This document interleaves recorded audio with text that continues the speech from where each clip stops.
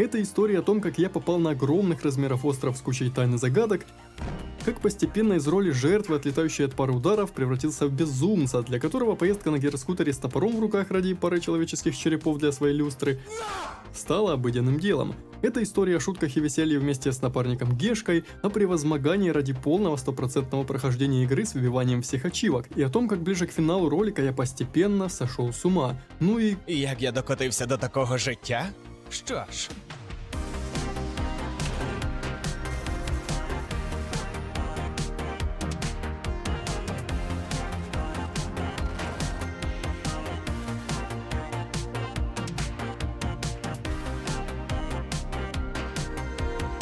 На сегодняшний день я успел поиграть в целую кучу симуляторов выживания, начиная от самых казуальных и заканчивая уже чем-то более серьезным. И так уж вышло, что моя любовь к симуляторам появилась еще в далеком 2015 году, когда мир был ярче, а трава зеленее. Именно тогда я впервые запустил какую-то из первых альфа-версий игры. В то время даже сама механика рубки деревьев казалась чем-то инновационным. Так что усаживайтесь поудобнее, хватайте литрушку чая, потому что айо, чуваки, вы на канале Айдо, и это 100 дней безумного выживания в Sons of the Forest. Боже, почему здесь просыпаюсь снова? Я попал в беду, а значит все хуёво. Жизнь словно бреду, как будто постанова. В ней играть крипово. В разбитом лагере разбитое лицо. Все потому, что Кельвин не построил ничего. Я сам сошел с ума, Вирджиния права. Ну как всегда, да. Да, да. Жизнь это просто повод сойти с ума.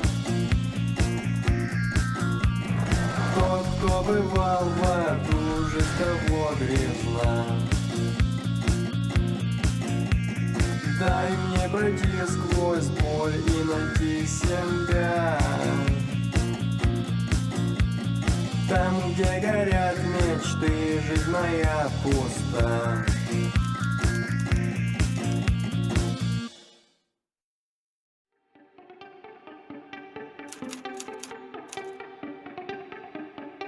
Приключение началось с полета вокруг какого-то действительно огромного острова. Я помню, как интересно было исследовать небольшой остров в первой части, но здесь даже не представляю, как искать пещеры и все тому подобное на таких огромных территориях. Но что я могу точно вам сказать, так это как легко и быстро задонатить в Steam с donatov.net. Простейший способ пополнить Steam на нужную сумму с моментальной доставкой прямо на твой аккаунт и самой низкой комиссией в 10% для любой суммы пополнения. Аккаунт Steam зарубежного региона тоже не проблема, карты пополнения для самых популярных регионов точно помогут получить тебе желанную игру. Но само собой одним Steam'ом веселье не ограничивается, поэтому на donatov.net тебя ждут пополнения PlayStation, Nintendo и, конечно же, мобильных игр с донатом прямо по твоему ID. После недавнего обновления на сайте появились задания, за выполнение которых ты прокачиваешь свой уровень и лутаешь крутые призы. И это еще не все. При регистрации по моей ссылке ты получишь купон, который даст тебе скидку на первую покупку, ведь с donatov.net донат есть. Ссылочка будет ждать тебя в описании. Оказалось, я был в вертолете не один, и как приятно иметь дело с профессионалами.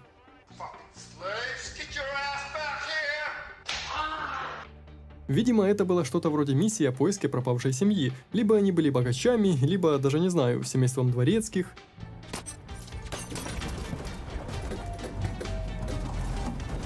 Вертолет был обстрелян, и, видимо, мы приземлились у самого обрыва скалы. Ну, вроде бы не так уж и плохо.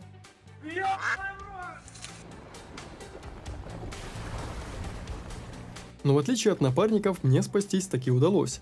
Как неожиданно было увидеть, что здесь уже был кто-то кроме нас. Мужик был похож на члена какой-то якудзы, но пока вопросов было больше, чем ответов. Почему сперва они стреляют по нам, пытаясь сбить вертолет и убить, а потом просто оглушают и отпускают? Оказалось, что выжил не я один, типа звали Кельвин, но как по мне он больше был похож на Гешку Горина, того второго. Да.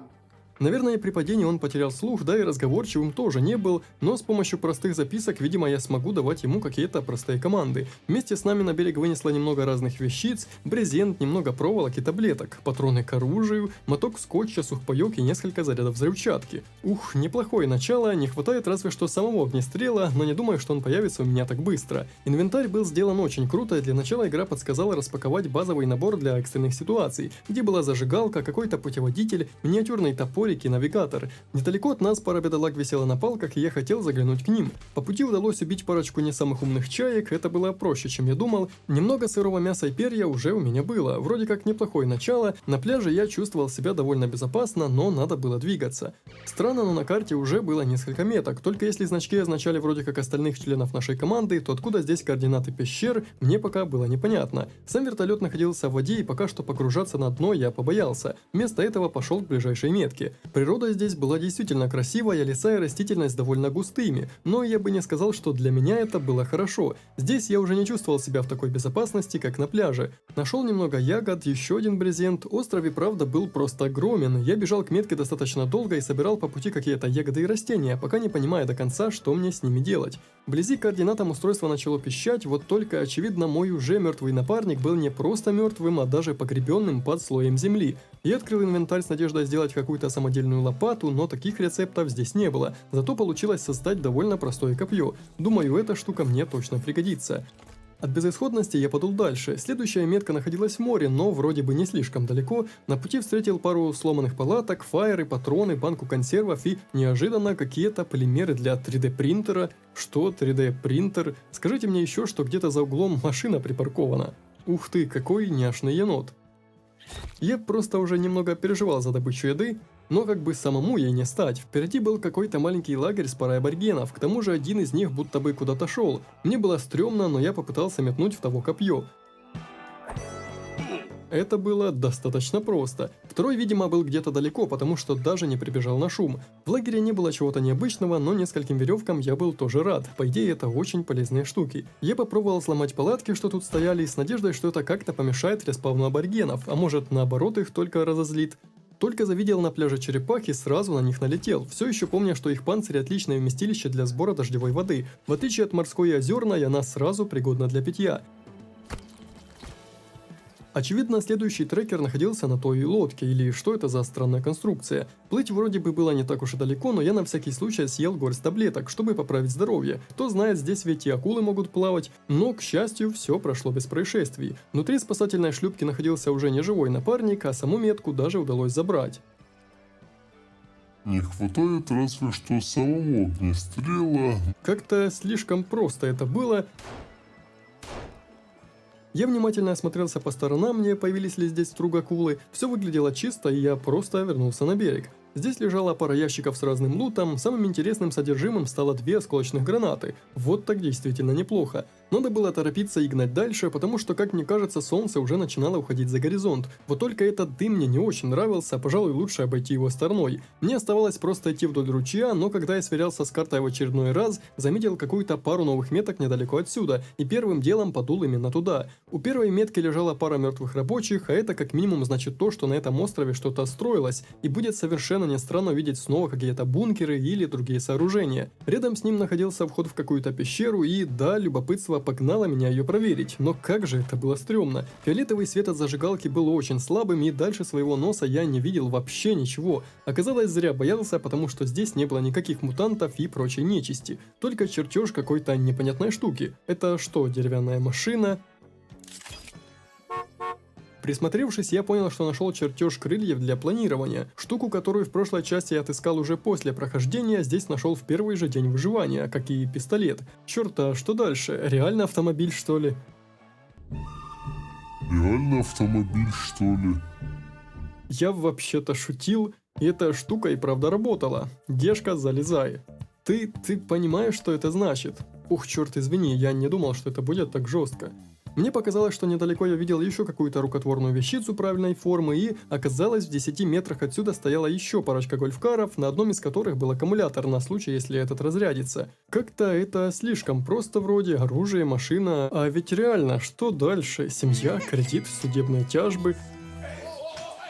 В паре метров от гольфкара был еще один вход в пещеру, но он почти сразу же привел меня в тупик. Дальше был очень высокий выступ. Я решил, что заночевать здесь может быть куда безопаснее, чем ночевать посреди леса, и да, мне удалось здесь обустроиться. В путеводителе было очень много разных рецептов, и к приятному удивлению, просто расстелив кусок брезента на полу, а потом подняв один из его краев с помощью палки, у меня уже была простейшая палатка.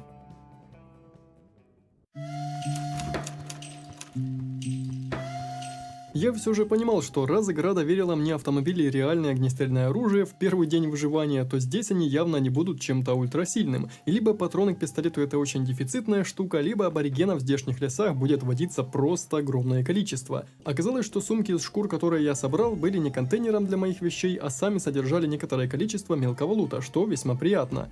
Заметив трос в рюкзаке, я подумал, может, с его помощью получится взобраться на тот высокий выступ, но никаких взаимодействий с этой штукой не было. Скорее всего, для этого нужен будет тросомет или что-то подобное. И все же, хоть здесь в лесу было не особо уютно, это озеро выглядело чертовски красиво, особенно та лужайка, на которую падал солнечный свет. Я должен был хотя бы попытаться там построиться, но пока нужно удовлетворить естественные потребности. Первый раз я был удивлен строительством в этой игре, когда ставил палатку, второй только что, когда увидел, как разжигается костер. Думаю, это еще не все сюрпризы, которые можно ожидать. Мясо было готово, но мне все еще хотелось пить. Кажется, вчера я нашел какую-то небольшую кастрюлю. Интересно, можно ли...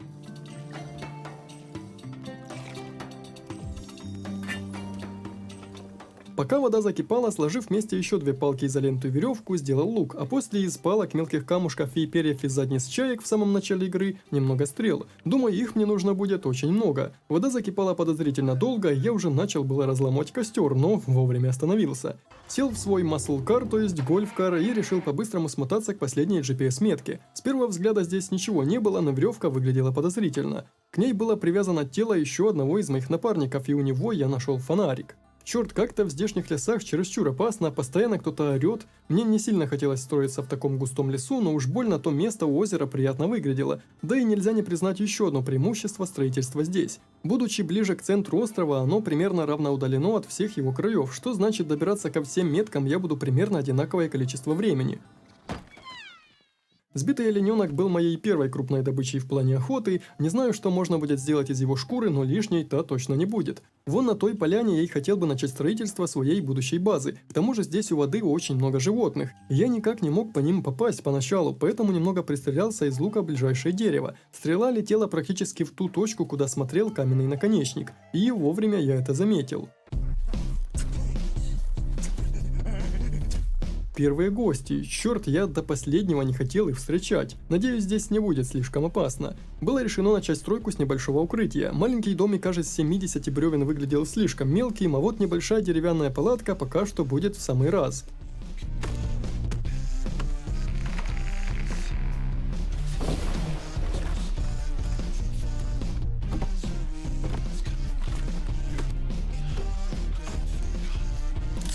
После я взялся за строительство сушилки. Мяса как раз было достаточно, хотя видно, что оно уже начинало портиться. Я мог попросить Кельвина собирать бревна и отдавать их мне. Думаю, это ускорит процесс строительства, потому что я уже собрался возводить чистокол вокруг своего лагеря. Правда, пока не знаю точно, как именно это нужно делать. Нет, этот мудень точно не Кельвин, все же лучше буду звать его Гешкой. Гешка, говоришь, мой Гешка, привет! Я сказал, чтобы он выгружал бревна не мне, а просто на землю. Может, хотя бы так он ничего не начудит. Стройка чистокола, видимо, займет довольно много времени. Немного пошарив по хоткеям, я понял, что стена будет возводиться буквально по одному бревну, а большие камни, кстати, тоже пригодны для чего-то в этом духе, хоть я и не сразу разобрался, как это нужно делать. Процесс хоть и длился довольно долго, но на пару с Гешкой все шло даже быстрее, чем я думал. Постепенно пара столбов начала быть похожей на высокий забор. Насколько знаю, деревья здесь должны отрастать из пней, как в той же медивалке, но парочку я все равно убрал. Не хватало еще, чтобы потом это дерево свалилось на мои постройки и сломало их. Поздней ночью я соорудил небольшой факел, чтобы хоть как-то осветить это место. Улегся спать, но меня разбудили. Где-то неподалеку были враги. Вот этого я и боялся.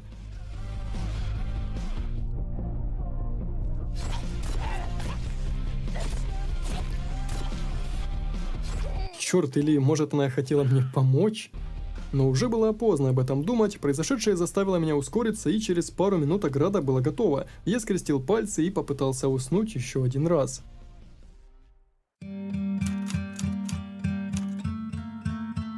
Мясо до сих пор сушилось как-то слишком долго, особенно по сравнению с первой частью игры. Я пролистывал весь список чертежей, чтобы посмотреть, не пропустил ли чего-то интересного, как вдруг...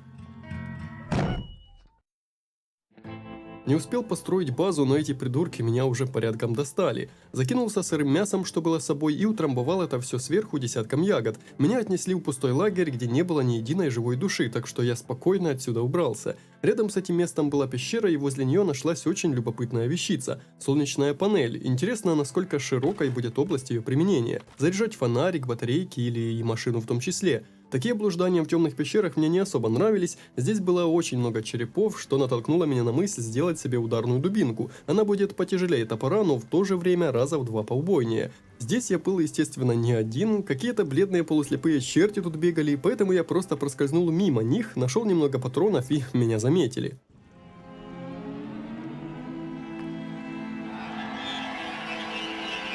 Я сразу же отступил, взял в руки лук и понял, что в этой темноте он мне точно не поможет. Немного пострелял, сбив с ног парочку мутантов. Выстрел в голову работал на ура, но я, наверное, что-то не понял. Эти черти какого-то хрена вставали даже после контрольного выстрела в голову.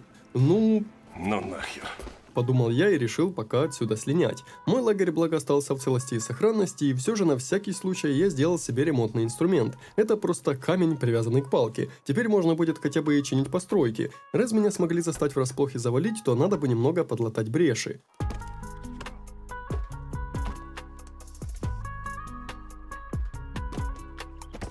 Оказалось, что можно затачивать верхушки моего чистокола, превратив его в более-менее ровную поверхность на заостренную. Я надеюсь, что это мне хоть как-то поможет. Хотелось как-нибудь улучшить защиту деревянными кольями, но не слишком было понятно, как это сделать. В итоге, кстати, довольно просто. Я подумал, что, быть может, есть смысл первым делом отправиться в ту далекую пещеру, что находится рядом с местом крушения вертолета. Мне казалось, мол, если она так близко к старту игры, то должна быть довольно простой. Было решено завтрашним же днем отправиться туда, хоть моя теория о сложности и ломалась тем, что каждая новая игра здесь начиналась в разных местах. Но в чем я уверен на 100%, так это, что выживание будет немного сложнее, чем я ожидал.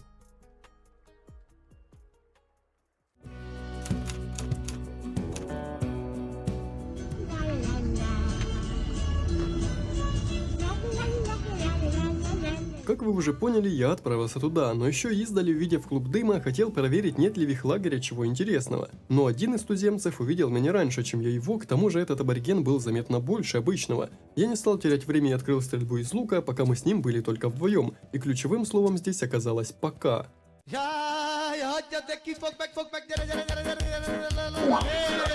Сюда влетел какой-то мелкий с копьями и швырял их настолько быстро и метко, что даже в спринте мне не удалось от них увернуться.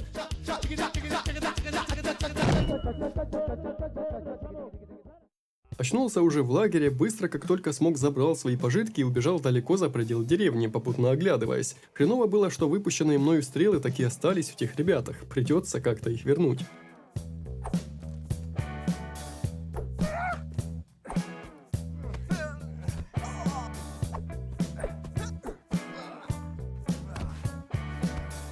В этот раз как-то получше получилось. Чертовы аборигены, они буквально на каждом шагу. Дерутся, волокут меня в лагерь. О, а за хлопья спасибо. В их лагере был связан такой же мутант, какого я встретил тогда в пещере, а в округе все еще ошивались бродячие отряды аборигенов. Эй, сука, копье верни.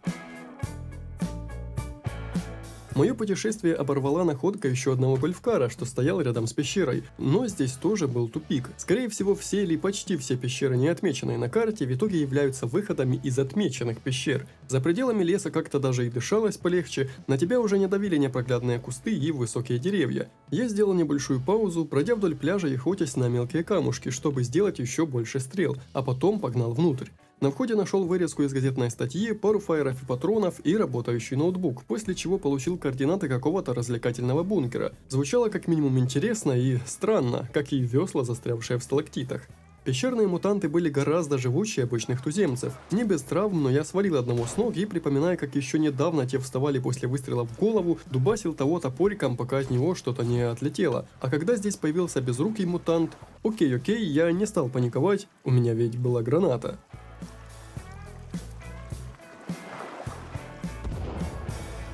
А что касается оставшегося мутанта, вы ведь тоже видели эту сцену из Индианы Джонса?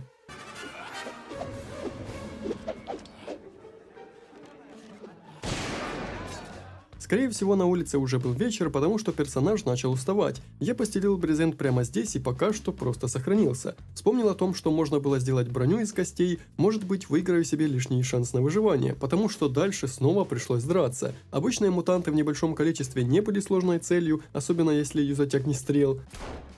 Но вот когда я остался 1 на 1 с этим чудищем, истратил весь свой боезапас.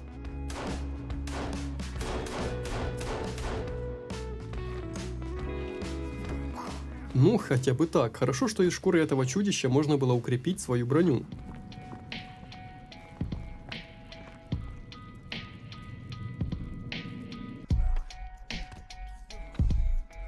Пещера заканчивалась тупиком, где с бездыханного тела я собрал тазер с парой боеприпасов и увидел какой-то огромный шевелящийся холодец через трещину в скале. После этого я уже вздремнул, но понял, что у пещеры есть еще 2 ветки, одна уходила куда-то вниз, а вторая шла к небольшому подземному озеру с акулой.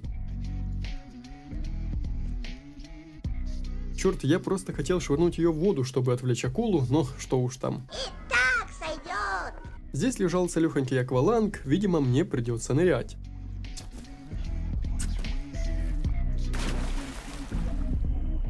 Индикатор показывал количество оставшегося кислорода, но почему-то даже так под водой мне было чертовски некомфортно. Солнце уже давно взошло, а это значило, что 5-й день уже начался.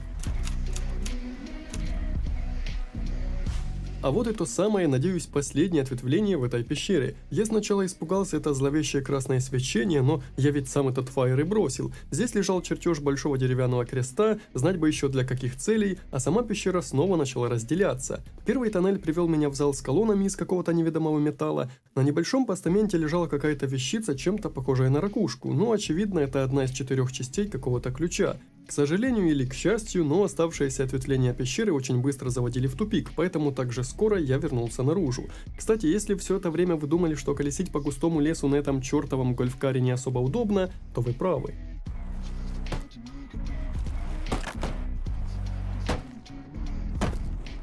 Возвращаясь домой, я нашел еще одно отличное место под базу. Пространства здесь было так много, что сюда преспокойно влезет целая вилла или небольшой замок. Вот только есть ли смысл начинать строить лагерь с нуля, к тому же отсюда к ближайшему источнику воды бежать было уже дальше, чем в лесу. Перед возвращением домой нужно было заглянуть к бункеру. С виду обычная пещера, такая же, как и все остальные, но здесь внутри неровные каменные стены быстро сменились рукотворными плитами. Коридор уходил куда-то дальше, но в этой комнате было кое-что куда интереснее. Немного всякого лута на полке, книжка о чем-то и, самое главное, работающий ноутбук с настоящим, мать его, 3D принтером. Чертежей было не сказать, чтобы много, но была тут пара крайне полезных вещей.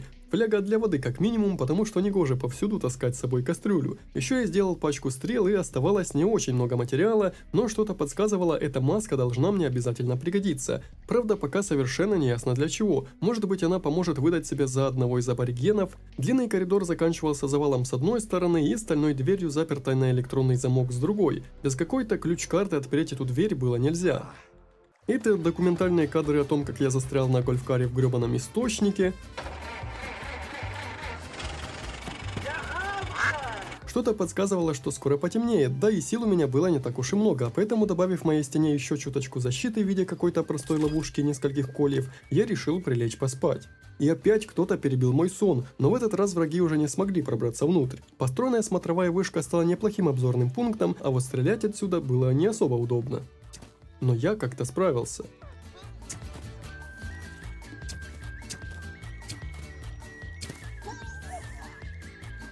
Ну и попытка лечь спать номер 2.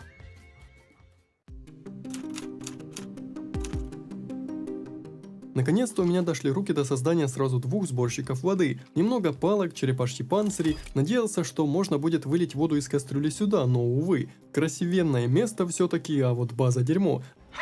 Я решил вернуться в ту пещеру неподалеку, все-таки вряд ли остальные будут менее опасными, а так хотя бы идти недалеко. Первым делом мне предстояло сразиться с несколькими бледнокожими. Основной проблемой в прошлый раз, насколько я помню, была темнота, и чтобы справиться с этой толпой, надо было просто включить мозг.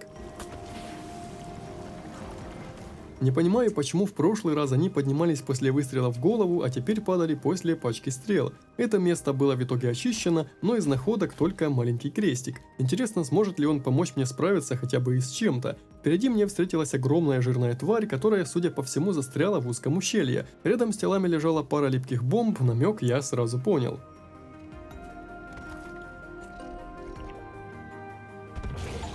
Продравшись через кучу ошметков, я вошел в небольшой зал. Кажется, будто я постепенно привыкал использовать лук и копья, ведь драка порой хоть и превращалась в сплошное месиво, но я как-то справился.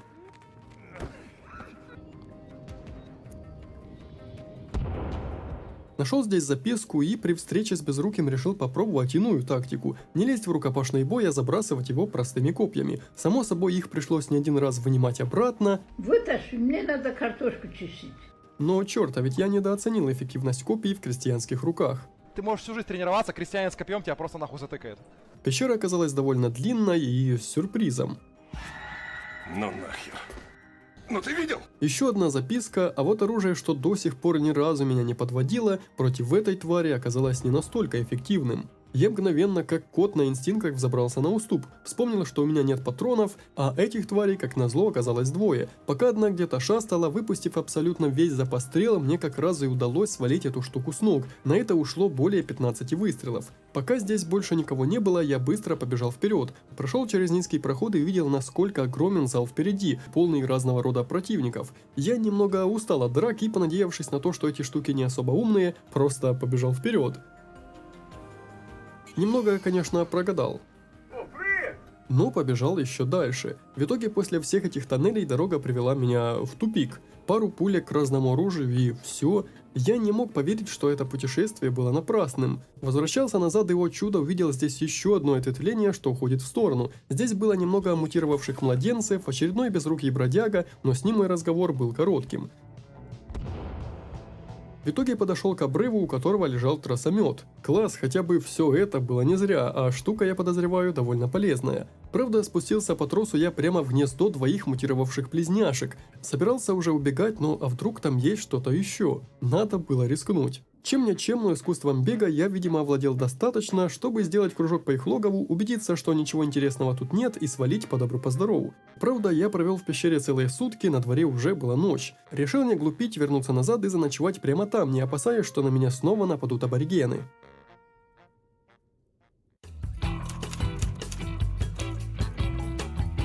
Насколько же было приятно возвращаться в маленький, но сравнительно безопасный лагерь. После подобных забегов нужно было восстановить сытость и жажду, экономя пакетированную еду и воду для будущих вылазок. Перфекционисты, это для вас.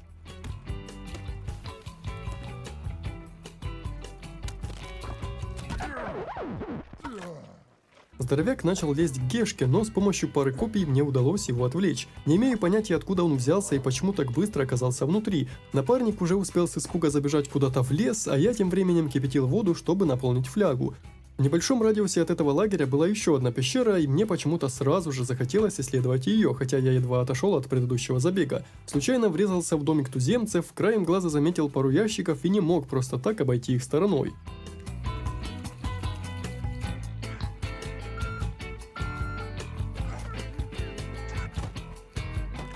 На входе в пещеру на кольях висели 3 человека, у одного из них была рогатка. Надеюсь, это такой знак того, что пещера будет легкой. Нет.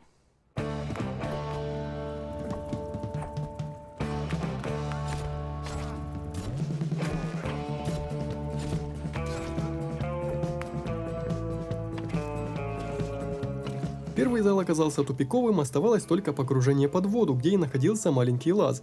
С другой его стороны бегали голозадые мутанты, создавшие мне проблемы, но в награду за бой я нашел себе гидрокостюм для плавания, сразу же его и надел, но быстро заметил, что эта штуковина стесняет мои движения, и поэтому через пару минут я снова снял его обратно, пополнил запас стрел на всякий случай, после чего случилось то, что я сильно не люблю в подобных играх. Крутой спуск вниз, который давал понять, назад этим путем мне уже не выбраться, а значит, какая бы срань не встретила меня впереди, я буду вынужден с ней драться. После небольшого тоннеля опять завязалась довольно трудная драка, на меня сагрилось сразу несколько этих чертей, а противостоять такому большому количеству бродяг было очень трудно, так что я решил немного откатиться назад. И знаете что? Оказалось, эти бледолицы не умеют плавать. Причем они были настолько активны и так любили прыгать, что справиться с ними было легко. Хотя, причем тут я их победил в естественный отбор. По луту пока ничего особо интересного не попадалось, а в следующем зале меня уже поджидало несколько мутантов. Как раз удачно недавно мне попалось несколько гранат, так что я снова упростил сократил себе жизнь. Уже издалека видел, что здесь есть работающий ноутбук, и после того, как подобрал крепление для фонарика, смог получить координаты еще одного бункера, а потом тут появилась еще какая-то хрень. Черт, 2 хрени. Пытался занять местечко где-нибудь на возвышенности, но именно здесь ничего подобного не было. Я начал пятиться назад, и эти черти гнали меня аж до того самого водоема. К тому же они были крайне живучими, наносили мне урон даже тогда, когда я был в воде. Да, я тоже в шоке. В итоге, когда они вроде бы затихли, не знаю, что случилось, навряд ли они просто утонули. Я снова рванул прочь, заевшись по пути лекарствами. В этот раз те следом вроде бы даже не погнались. Зато большой пещерный ход повел меня к еще одному водоему, где я нашел микрощель и пробрался. Кажется, я просто срезал путь к выходу. Пришлось вернуться и продолжить. После еще одной крайне неудобной драки в тесном проходе я побежал дальше, даже не оглядываясь. Увидел обрыв, за который нельзя было шагнуть, и забрал с тела лопату. Теперь нужно как-то вернуться назад. Меня не надо долго упрашивать. В очередной раз я убедился, что эти мелкие хоть и выглядят безобидно, но наносят крайне много урона, если вовремя не среагировать. Этот тоннель оказался запасным выходом наружу, и опять уже посреди ночи я возвращался в свой лагерь. Если я при свете дня врезался в каждое дерево, то что может пойти не так сейчас? Легче не бывает. Правда, пока я доехал к дому, успел и батарею разрядить, и изголодаться, как собака.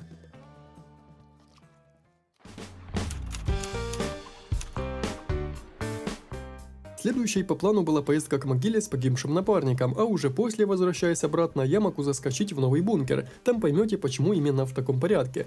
Вдруг в окрестностях лагеря я увидел не совсем обычного аборигена. Нет, он не был толстым, точнее не только толстым, он был весь измазан красной краской, и я тут же вспомнил о распечатанной маске. Где как не сейчас она может мне пригодиться?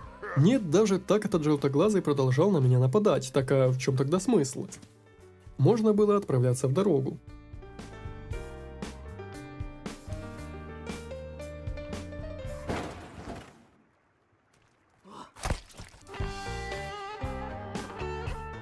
Когда я в 100-й раз во что-то врезался, увидел впереди красный дым. Это явно было что-то интересное. Его источником стал небольшой лагерь, откуда доносилась музыка, и один из бедолаг все еще был жив, правда, ровно до моего прихода. И тем не менее, здесь лежал куда больших размеров топор, солнечная панель в придачу, а парни знают, как уходить красиво.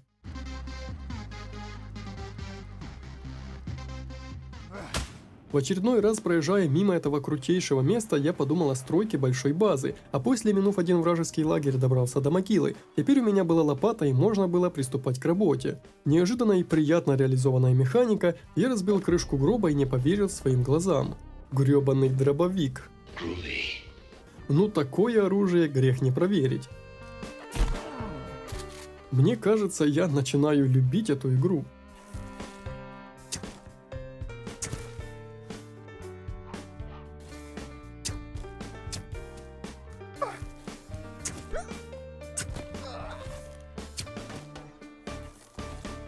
Не думал, что именно в этой игре буду грустить после смерти врага, который еще недавно атаковал меня самого. И хоть в этом лагере по существу не было ничего особо интересного, только какие-то базовые ресурсы и куча веревок, что я пустил на костяную броню, но здесь был стул, в котором ножками были реальные ножки, а само сиденье вовсе было в форме жопы. Мое почтение.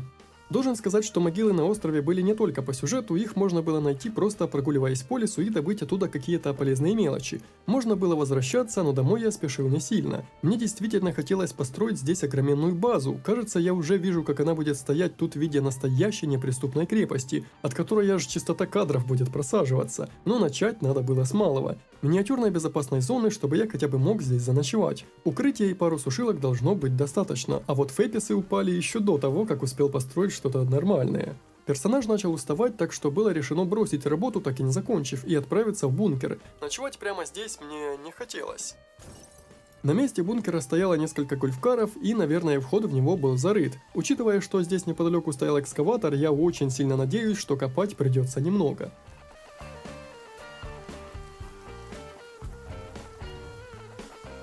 Этот бункер вроде как был техническим, по коридору были разбросаны тела, но оборудование до сих пор работало. Эти апартаменты выглядели по-настоящему роскошно, особенно после той грязи, в которой я жил последнюю неделю. Немного еды, какое-то крепление для пистолета, координаты нового бункера и лазерный прицел. Это было невероятно. Само собой 3D-принтер, рядом с ним лежала ключ-карта, но к какому именно из бункеров она подойдет, мне еще только предстояло проверить. В ванной комнате лежало тело и чистая парадная одежда. Что ж, довольно так неплохо, и зачем мне вообще база на поверхности, если можно ночевать здесь?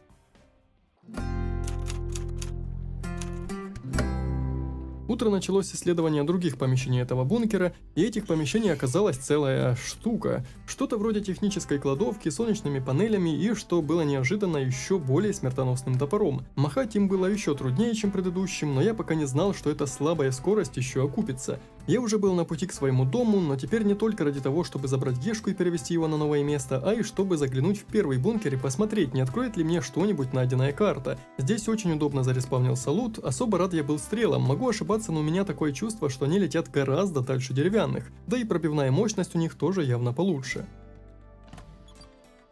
Что ж, развлекательный бункер оправдал свое название, кто-то развлекался здесь до самой смерти. В стороне от спортзала находился большой зал с бассейном, где лежала записка и спортивный костюм. Я хотел его надеть, но почему-то тот не добавился к остальным. После спортзал плавно перетек в другие комнаты, но на пути стояли мутанты. Вот здесь-то я и ощутил всю мощь нового топора. Мелкий топор был хорош тем, что быстрые удары часто не оставляли противнику времени на то, чтобы ответить. Средний оказался плох в этом плане, потому что наносил не намного больше урона, а замах был достаточно медленным, чтобы я получал ответ в рыло. Но этот же, стоило нанести пару ударов, и противник падал на землю, после чего дело оставалось за малым. Безрукого я, как и прежде, старался держать на расстоянии. Помещения превратились в какую-то баньку с джакузи и мутантом-близнецом. Я немного помог себе дробовиком.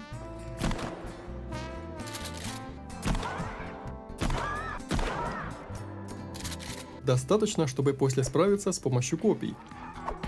Черт, крутая музыка.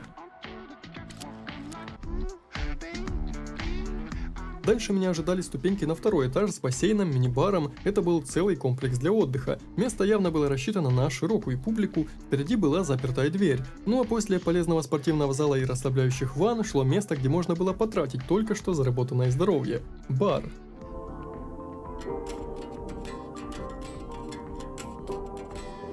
Еще одна записка и куча столиков с людьми, которые еще недавно были живы. Карта острова с кучей отмеченных мест, если не со всеми сразу, и ключ-карта почти в конце бункера. Надеюсь, именно она-то мне и нужна. Я открыл одни из двух запертых дверей, за первыми стоял ноутбук с координатами второго технического бункера, немного материала для 3D принтера и крепления для дробовика. Еще одни двери пришлось поискать, потому что я уже забыл, где их видел, но за ними... И за еще парочкой мутантов располагался бар, одна из дверей которого вела к небольшому кинотеатру. Здесь я пустил в ход всю мощь своего лука и всего-то с 2 десятков стрел одолел эту тварь. На большом экране по кругу воспроизводилось приветствие для клиентов этого места. Это было что-то вроде острова с убежищами для избранных, тех, кто имел за душой миллиарды и был готов воспользоваться уникальной услугой по омоложению. Благодаря залежам салафита, которого было много на этом острове, ученые смогли открыть в нем свойства омоложения клеток. А какой-то загадочный артефакт в виде куба, активирующийся в случайные периоды времени, видимо, каким-то образом активировал этот загадочный материал, усиляя его эффект. Здесь же мне удалось найти небольшую электрическую пилу, вот, но теперь-то будет чем противостоять этим аборигенам. Плюс у меня наконец дошли руки установить все эти модули улучшения для пистолета. Теперь у него появился лазерный прицел и фонарик, который, возможно, даже не терял заряда.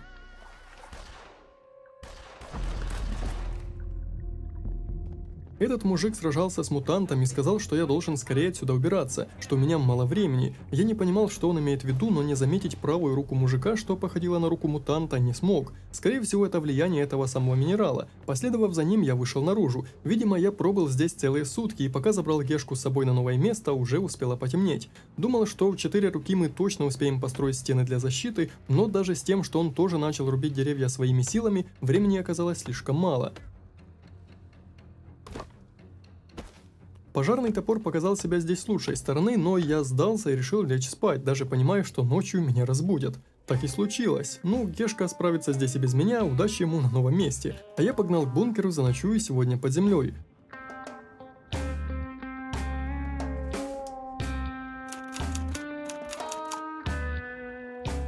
На следующий день я продолжил стройку малого лагеря, а вот и блудный сын вернулся, видимо, ночью куда-то забежал. После нападения небольшой группы аборигенов мини-лагерь был почти завершен. И все-таки есть в Гешке что-то от великих людей. Впервые мне удалось застрелить оленя с помощью лука. Оказалось, что у меня уже избыток этих шкур. Интересно, а почему это? Не прошло и 5 минут, как на лагерь опять напали. Бедный Гешка остался защищать наш дом снаружи, пока я забрался на смотровую вышку. И каким-то образом один из туземцев смог пробраться внутрь. Видимо, если не заострять чистокол, то эти черти просто его перелезают.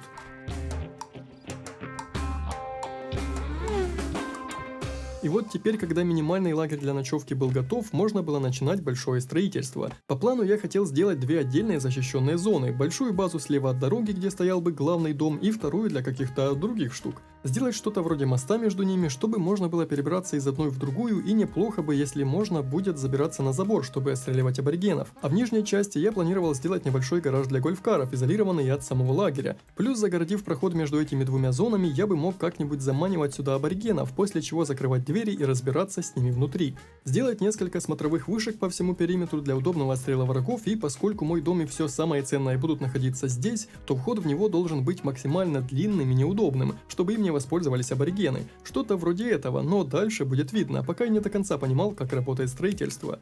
Да и нужно будет ли так заморачиваться в целом. Само собой, по периметру будет раскидана куча разных ловушек, с ними я пока еще тоже дела не имел, но уверен, это будет не самое сложное. Самым сложным, наверное, будут размеры базы. На карте казалось, что это место небольшое, но вы сами видите, какая здесь большая площадь. Надеюсь, я закончу проект не когда пройдет целая вечность, и что игра не начнет дико лагать. Вот что я сделал за первый день. Во второй, это что, снег?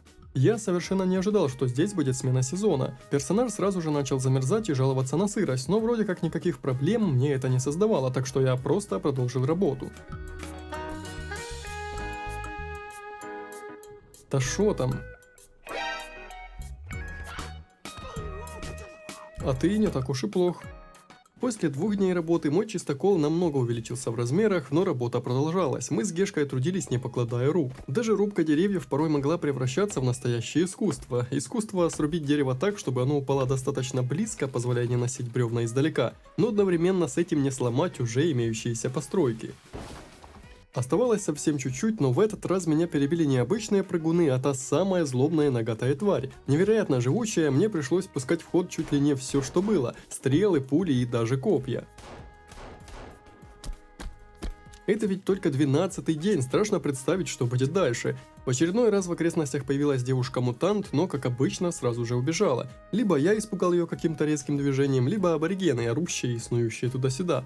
Закончить чистокол удалось лишь на следующий день. Само собой, ночью я возвращался в бункер, чтобы лишний раз не подставляться ни самому, ни подставлять Гешку, которого я только что случайно ударил бревном, считай, отомстил. Теперь, когда ограда была почти готова, часть ее я превратил в открывающиеся ворота. Здесь появится въезд в гараж, который будет изолирован от внутренней части лагеря. Внутри будущего гаража я оборудовал деревянный пол и обозначил контур будущей постройки. Застилая пол деревом, герой раскалывал бревна надвое. Невероятная детализация, мое почтение. Теперь главное, чтобы на него в принципе можно было заехать. Кайф, но стены гаража я пока не буду ставить, мне ведь все еще нужно как-то заносить бревна внутрь лагеря, чтобы постепенно отгрохать дом и все остальное.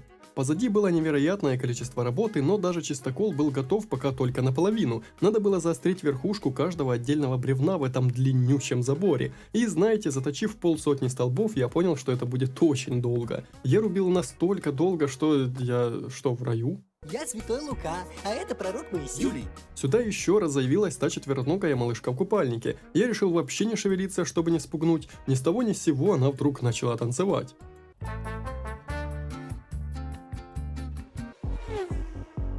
И когда же то чертова зима уже закончится? Частокол уже был почти готов, осталось заточить лишь пару бревен. Во время работы я считал их, и знаете, этих сраных деревяшек тут было больше 3,5 сотен. Я так понимаю, что после того танца мы с этой подругой подружились. Ей можно было передавать некоторые вещи, и оказалось, что тот спортивный костюм, подобранный в бункере, предназначался как раз ей. В придачу я дал ей один из маячков, чтобы всегда знать ее местоположение, сделал простейшую палатку для сохранения и увидел сложенные листья алоэ на полу будущего гаража. Видимо, она принесла мне их в качестве подарка. В очередной стычке сильнее всего досталось Гешке, да видимо так сильно, что он не захотел следовать за мной в лагерь. Видимо, порог гаража был для того слишком высоким. Хотел уж было повысить его до Кельвина, но с таким темпом до пенсии Гешкой будет. И если вы думаете, что я слишком строг с ним...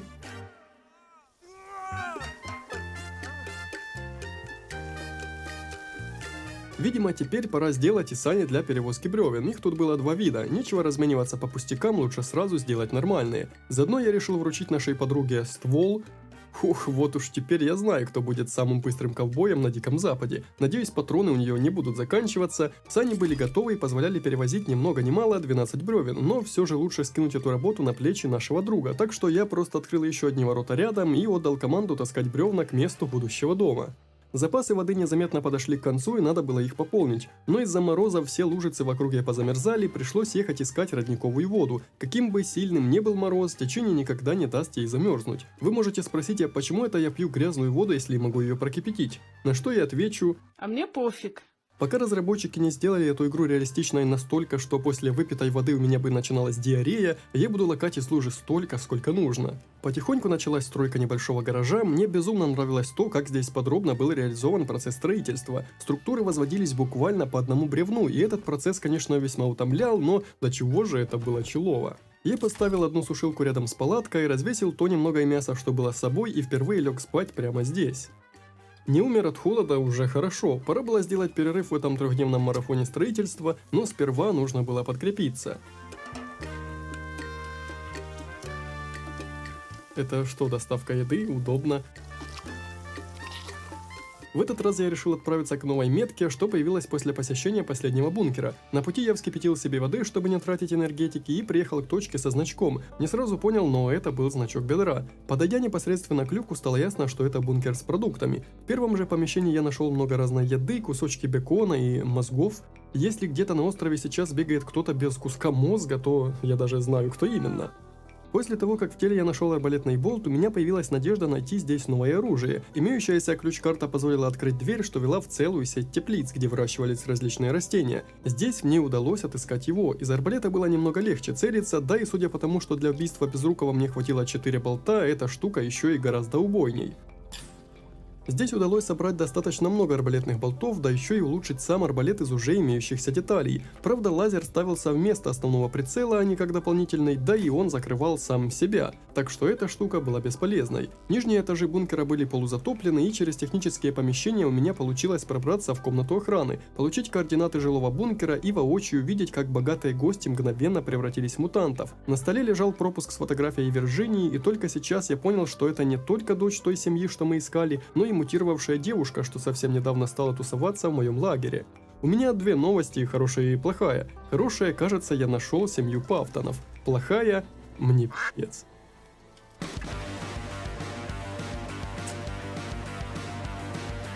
Я быстро вспомнил об одном найденном оружии, которое до сих пор не использовал. Эта штука казалась мне ультраэффективной, так что я без какой-либо опаски атаковал прямо в лоб.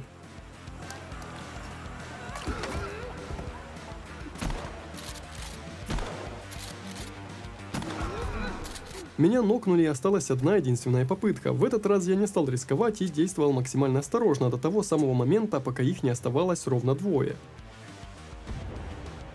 Да, что ни говори, их сыворотка реально работает, омолодились настолько, что вертухи крутят в столь преклонном возрасте. Первой в мир иной отошла старуха, а следом за ней буквально через 5 секунд дед. Не знаю, насколько крепкая у них была любовь при жизни, но по крайней мере они умерли в один день. Да уж, в сказках это звучало получше. Я нырнул в воду следом за тем странным мужиком. Общие причины катастрофы на острове были ясны, виной этому залежи какого-то минерала, меняющий ДНК, и странный артефакт, часть которого, видимо, я и нашел в одной из первых пещер. К сожалению, проход просто вывел меня наружу, а значит, тому типу удалось скрыться. Пока я был в здешних краях, решил скататься к морю и нырнуть к утонувшему вертолету, ведь не зря же его метка до сих пор отображается на карте. Зря. Можно было возвращаться. Даже понимая, что заметить недруга в высоких кустарниках будет гораздо сложнее, чем зимой, но я был чертовски рад приходу тепла. На базе все было по-старому, я лишь попросил Гешку таскать теперь не бревна, а большие валуны для будущего дома. Сам же пока занялся завершением гаража.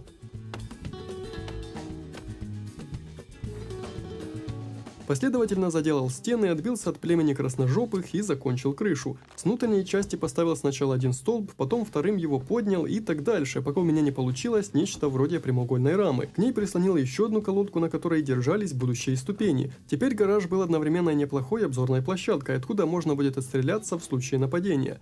После этого приступил к дому, но быстро понял, что эта работа затянется. Да-да, в том числе из-за этих обезбашенных, что вечно мешают мне жить. Надо было называть эту игру «Как достать соседа», потому что меня эти черти достали еще как.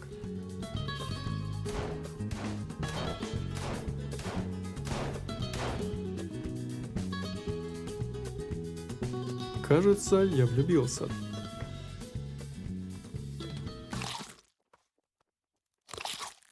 Мне хотелось, чтобы в доме деревянной была только рама, а сами стены из камня. Гешка не успевал таскать достаточное количество камней, так что я решил немного отвлечься и посетить еще одну пещеру, возможно, последнюю на этой стороне острова. Она находилась высоко в горах, и так даже лошадь в Скайриме не бегала, как я в этой игре. Как только персонаж начал замерзать, я решил попробовать согреться с помощью факела и очень скоро вышел на небольшое плато. У маленького озера раскинулась пара палаток с не особо ценным лутом, хотя здесь мне все-таки удалось найти кое-что полезное. Открывашку для консерв. Это оказался обычный кошачий корм, но для настоящих гурманов это никогда не было проблемой. А сама пещера оказалась миниатюрной, из находок лишь записка со странным изображением горы и ее инвентированными внутренностями. Возможно, эта информация что-то мне и открыла, но все это время я не вчитывался в записки. Ух, сейчас из меня кошачий корм сделают. Я не хотел тратить силы и время на битву с этим котопсом и сиганул с горы так сильно, что меня ноги чуть из плечей не вылезли. Оказалось, что Гешка все это время неустанно трудился и натаскал немного камней. И мне кажется, я даже знаю, почему немного. Лесной болван. Постепенно у дома начали вырисовываться будущие черты, но это было лишь начало. Я не успел и заметить, как меня с головой поглотил процесс строительства. То, что раньше вызывало скуку, теперь, когда дом уже начинал быть на что-то похожим, стало любимым делом. Параллельно я сколотил небольшой склад для бревен, заполнил сушилку, из которой кто-то вечно подворовывал еду, то ли птицы, то ли Гешка. Даже чучело не помогало. Я узнал, что с арбалетом охота на оленей стала значительно проще, болт практически не терял высоту при стрельбе на таких расстояниях. Даже подул в долгую поездку на пляже, все ради пары черепах. Мой гольфкар чуть не самовыпилился, благо бедолагу удалось спасти.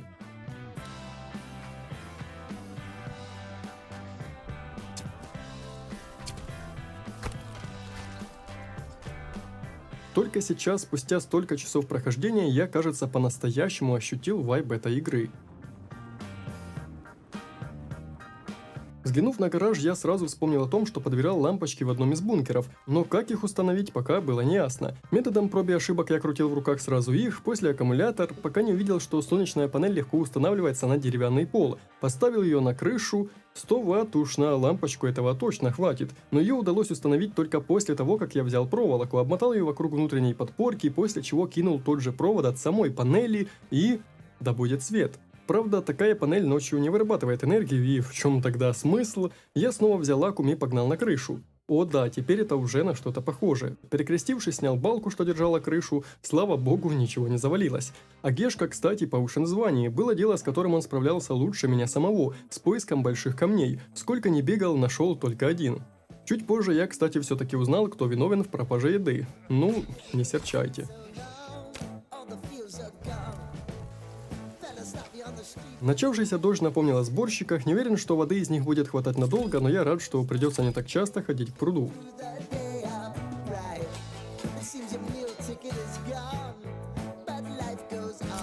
Знаете, глядя на Гешку, мне всегда было страшно, как бы он не начал разбирать мой дом, чтобы стягивать камни в большую кучу. Работы ему предстояло еще ох как много. Я же тем временем пригнал к лагерю второй гольфкар, чтобы мой двухместный гараж не простаивал зря. И вот, наконец, первый этаж практически был готов.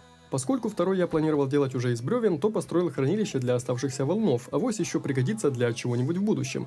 Даже в каменной стене можно было проделать небольшие окна, плюс еще и увеличить их. Наконец-то Гешка мог немного отдохнуть. Эх, надеюсь, он когда-то заслужит называться Кельвином. Я хотел построить небольшой каменный камин внутри дома, сделать это с нуля не вышло, но, к счастью, в готовых чертежах было нечто подобное. На него нужно было больше 40 камней. Надеюсь, Гешка успел отдохнуть. К тому же, как оказалось, можно было сказать, чтобы он не просто камни на пол скидывал, а ложил их в сани, откуда я уже спокойно мог те собирать.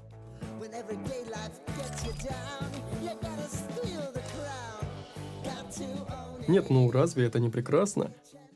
На следующий день я начал стелить потолок. Хотел соорудить что-то вроде лестницы, но здесь система строительства ломалась и не позволила мне расположить диагональный столб под другой балкой. Так что пришлось сделать по-простому, взять веревку и закрепить ее к потолку. Теперь мой товарищ складывал бревна сразу в хранилище, настала пора строить второй этаж. Делать лестницу, чтобы занести туда бревна, мне было лень, тем более я знал о другом варианте. С помощью тросомета соединил два столба и вуаля, не знаю под действием какой силы, но бревна вполне себе неплохо скользили по тросу в обе стороны, и это офигеть как сильно облегчало строительство. И хоть разбирать мой дом чертов Гешка не стал, но я вдруг заметил, что мои бревна начали пропадать. Из-за этого дурачка в процесс строительства добавился элемент соревнования, теперь я должен был спидранить, чтобы успеть заложить бревна до того, как этот тип вернется из лесу. Подруга тоже хороша, будет знать, как зариться на мое мясо.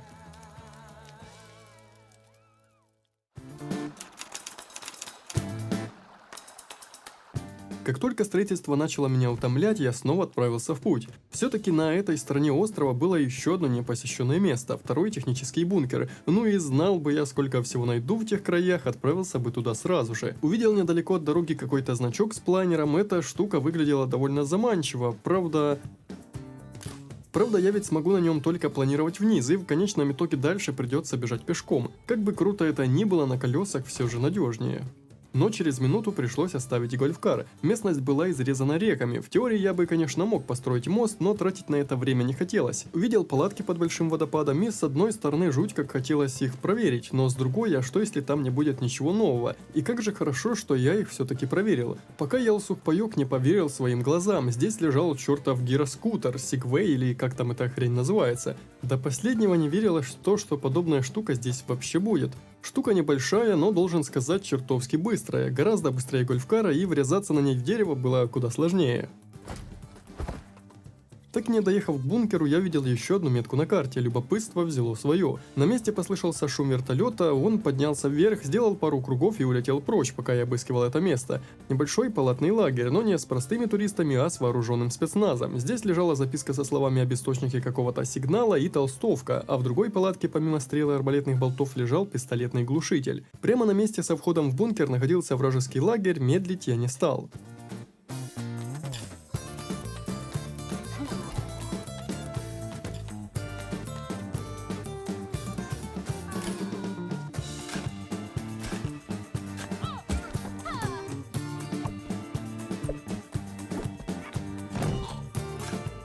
Технические бункеры все как один были небольших размеров с одной жилой комнатухой и техническим помещением. Первый я нашел координаты еще одного такого же бункера, проверил принтер на предмет новых чертежей, увы, здесь было пусто. Сделал пробу здешней воды, хуйта. И нашел новенький блочный лук на замену моему куску дерева. Целиться из него на первый взгляд было тяжелее, но после пары выстрелов я понял, что стрелы летят прямо в точку с наконечником. Все было очень хорошо, но была одна дилемма. Здесь лежал второй Segway, и можно ли как-нибудь забрать сразу их оба? Ну, главное, что я попытался. На карте появился еще один маркер, хоть я и так немного задержался в этих краях, но упустить такое не мог. Проехал мимо очередного лагеря с аборигенами, но некоторые из этих даже носили повседневную современную одежду. Точка была еще одним военным палаточным лагерем, куда я смог быстро добраться благодаря портативности этой штуковины. В одной из палаток лежали, мать его, очки ночного видения и куча зарядов С4, так что я решил немного потратиться на создание взрывчатки, чтобы забрать эти снаряды. В другой палатке лежал кусок островной руды, не знаю пока, как я смогу ее применить и не сделает ли она из меня очередного мутанта, но, честно, любой исход был бы очень интересным. Посреди этого места была расположена пещера. Я разбил палатку, сохранился, чтобы в случае чего не умереть в столь опасном месте вдали от дома, но пещера была миниатюрной, ни тебе врагов, ни полезных ископаемых, только веревки, таблетки, чертеж какого-то пьедестала и чья-то жопа. После такого результативного путешествия можно было возвращаться домой, если бы не еще одна чертова метка на карте. Здесь стояло несколько экскаваторов, и у одного из них был вход в еще какую-то бесполезную пещеру. Покидать это место я не хотел, ведь мог легко чего-то не заметить из-за темноты, так что решил заночевать прямо здесь. И здесь ничего не было, можно было возвращаться. Обратно я ехал другим путем, чтобы охватить большую территорию, вдруг здесь тоже раскиданы какие-нибудь точки интереса, да и во вражеском лагере поворовать под бодрую музычку это тоже святое. Как бы досадно ни было, на окраине острова не было совершенно ничего интересного, лишь на одном из ответвлений нашелся лагерь со смертельно раненым мужиком, но если раньше в таких лежал современный топор, то сейчас пусто. Один гольфкар я, конечно, потерял, оставив там у речки, но приобретение моноколеса, можно сказать, покрыло ущерб. Дома никого не было, а это значит, что можно будет спокойно заняться стройкой. Первым делом хотелось сделать какой-то зарядник для этой штуки, в путеводителе была одна схема, правда это обычная деревянная стойка. Я ставил рядом солнечную панель, пытался пристыковать эти две вещи каким-то образом, но, видимо, зарядить Night V было нельзя. Скорее всего, он использует батарейки, ну или вообще одноразовый. Пока никто не мешал, я закончил второй этаж, пора бы уже оборудовать нормальное спальное место. Правда, самая качественная кровать была довольно немаленькой, и все же лучше она, чем это непотребство из палок. Случайно увидел, что в полу тоже можно проделывать отверстия, поэтому оборудовал более аккуратный люк на второй этаж. А еще вспомнил об одной безделушке из того лагеря, где нашел первое моноколесо. Там же лежала небольшая бумажная мишень. Мелочь, но очень полезная штука, что позволила мне пристреляться из лука. А еще я решил вопрос долгой беготней к источнику воды. До последнего не верил, что тросомет осилит такую большую дальность, но смотрите. Выстрел в дерево напротив пруда, 100-метровка через лес и готово. Если раньше в походе за водой приходилось скучать, то теперь это больше походило на развлечение. Пока я строил крышу, сюда подлетел какой-то вертолет, завис в небе на минуту и улетел прочь. Крыша, к слову, была самой сложной в строительстве. Я подогнал одну из балок так, чтобы взбираться на ней наверх. Да и из-за того, что дом состоял всего из 3 условных метров в длину, крышу придется делать не остроконечной. Так шел день за днем, меня целиком захватил процесс строительства сначала самой крыши, потом небольшой платформы, чтобы удобно было взбираться на трос, ведущий к воде. И так продолжалось, пока я наконец-то не пришел в себя, осознав, что прошло еще 3 суток. Сделал дверь для дома, да, я знаю, что замок должен находиться внутри, но так хотя бы было видно, где находится дверь, да и судя по интеллекту моих помощников, сомневаюсь, что они смогут справиться с настолько сложной вещью, как деревянная щеколда. И, наконец-то, дом был готов. Не самый красивый, не самый большой, крыша мне и вовсе не особо нравилась, но я таки это сделал. И стоит отдать Гешке должное, без него я бы потратил гораздо больше времени, так что да, пора. Начиная с сегодняшнего дня, он по праву заслужил носить имя Кельвин. Мягкий знак.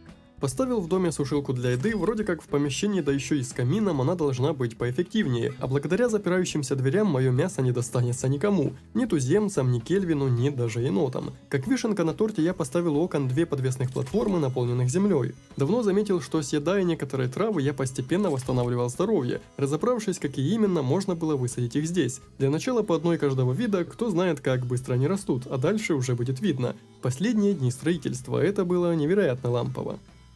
Так, Кельвин, оставляю тебя за старшего. Пора узнать, что от нас скрывает вторая половина острова.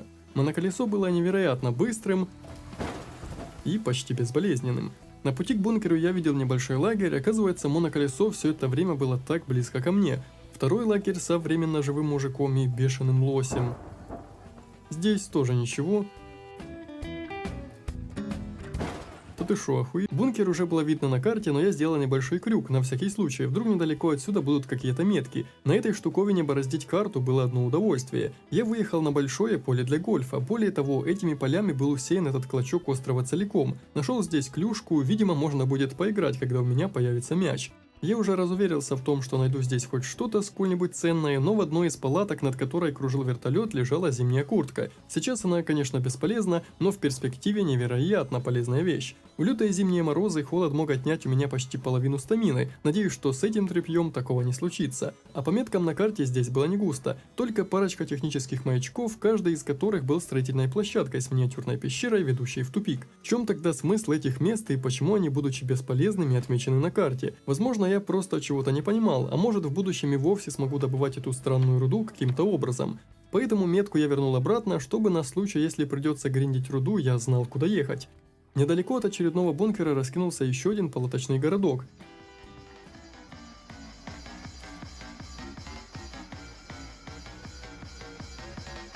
На месте лежала GoPro-шка с небольшой записью, на ней таинственная группировка стреляла из винтовки сначала по оленям, а после уже из пистолета казнила людей, и что-то мне подсказывает, что здесь они были еще именно людьми. И целью этих якудз явно были важные шишки, за которыми я сюда и прибыл. Видимо, они и были основателями этого тайного места. Я надеялся найти здесь ту самую винтовку из видео, но тут ее не было. А сам технический бункер оказался полузатопленным, к тому же еще даже не готовым для будущих жителей. Рядом с телом лежала записка и револьвер, думаю, что это штуковина поубойнее той, что я отдал Вирджинии. Уже вечером, но я отправился дальше, к пещере на краю острова. В крайнем случае заночую прямо в ней. Чего я не ожидал увидеть, так это парочку домов с этой странной рудой. Изучать место было некогда, нужно было поскорее опуститься под землю и расставить палатку. В подвале, заваленном телами, это не удалось, а вот немного дальше, после спуска вглубь, все получилось. С новыми силами я продолжил исследование. Узкие тоннели привели меня в странное помещение, врагов видно не было, но была здесь парочка скелетов, покрытым металлом, сильно похожим на этот редкий омоложающий минерал. А еще здесь же был чертеж какой-то штуки. У меня не было даже догадок, что бы это могло быть, какой-то вертолет. В домах было немного этой золотистой руды, чья-то записка с жалобами на то, что он не может уснуть. Жаль, никаких следов винтовки. Как и в вот этом странном месте с бочками, которое мне показалось тем же, что и было на видео. Ближе ко второй пещере, куда я направлялся, стояла пара палаток, то ли скрытых камуфляжной сетью, то ли просто они успели порасти травой. Я проехал чуть дальше, увидел еще две старые хибары. В одной из них лежал чертеж, и вот этот на вертолет был похож даже больше, чем предыдущий. С другой же стороны штука походила на какой-то ветряной зарядник для аккумуляторов. Новая пещера уходила куда-то глубоко вниз, и все здесь говорило о том, что впереди меня будет ожидать опасность. Тоннель раздваивался, в одной из веток лежал чертеж еще более непонятной вещицы, но я замечал, что ресурсы для крафта этого добра у меня есть, так что нужно будет эту штуку сразу построить. Здесь висела куча крестов, скелеты людей, подвязанные к потолку, все говорило об опасности, но в итоге этот тоннель оканчивался тупиком с еще одной частью какого-то артефакта. А вот второй тоннель, только увидев этот обрыв, я понял, что пути назад уже не будет. Здесь бегал какой-то бледнозадый мутант, и я был готов ко всему. Ничего, во второй раз я знал, с чем к нему идти, правда только высунул голову из воды, чтобы вооружиться козырным оружием, как меня ударили, сняв половину здоровья. Я всматривался в темноту, пытаясь разглядеть эту тварь, а она утонула в этой луже воды. Вообще, это был мой второй козырь на случай, если и первый не сработает. Из этой норы был только один путь, длинный подводный тоннель, приведший меня к скоплению руды, из которой торчала небольшая кирка. Да, эту срань можно было добывать, и вполне возможно, что последние найденные мной рецепты как-то связаны с этой штукой. Вот только это был еще не конец. Чуть дальше я видел двух мутантов, с виду самые обычные рядовые микрочелики, но они были чем-то сродни тому здоровяку-аборигену, только в разы быстрее. Я достал козырь, который готовил к предыдущей схватке. Это был лук со взрывными стрелами. На каждой был небольшой заряд пластида, и еще бы я мог нормально попасть по ним в этой кромешной темноте. Но один, судя по звукам, буквально разлетелся на кусочки. Второго я добил из арбалета. Сразу же сделал себе еще парочку таких же стрел, мало ли что могло встретиться мне дальше. Но дальше был выход из этого проклятого места. Можно было продолжить исследование острова, но те чертежи выглядели очень интересно и чертовски странно. Так что, долго не думая, я погнал в свой лагерь. Wait a minute.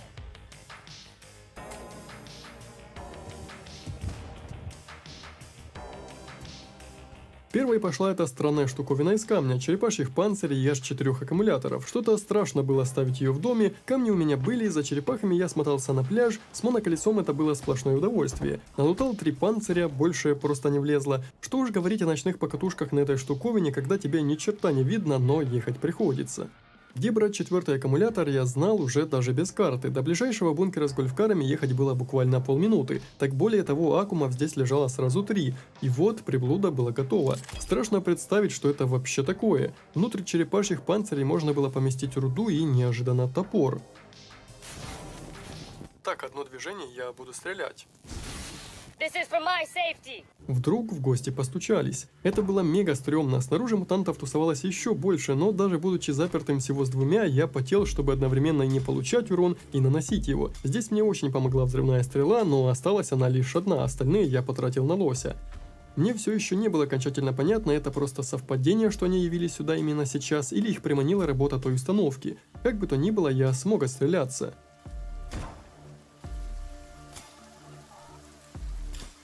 Теперь топор был покрыт золотистым слоем этого металла. Не знаю, приобрел ли он какие-то новые свойства, но надеюсь, что он хотя бы стал посильнее бить. Что можно было апгрейднуть еще? Арбалет? Нет. Гитару? Черт, мне ее было жалко. Крестик? Вряд ли эта бесполезная штука станет лучше, но я хотя бы проверю свою теорию о том, связано ли нападение мутантов на базу с работой этого устройства. Видимо, еще как. Безусловно, я зря вышел драться против них в чистое поле, но со мной была Вирджиния. Да и я немного приноровился даже к таким условиям боя, главное, нужно было побольше двигаться. Поняв это, бой становился не таким уж и сложным, хотя каждая ошибка стоила дорого.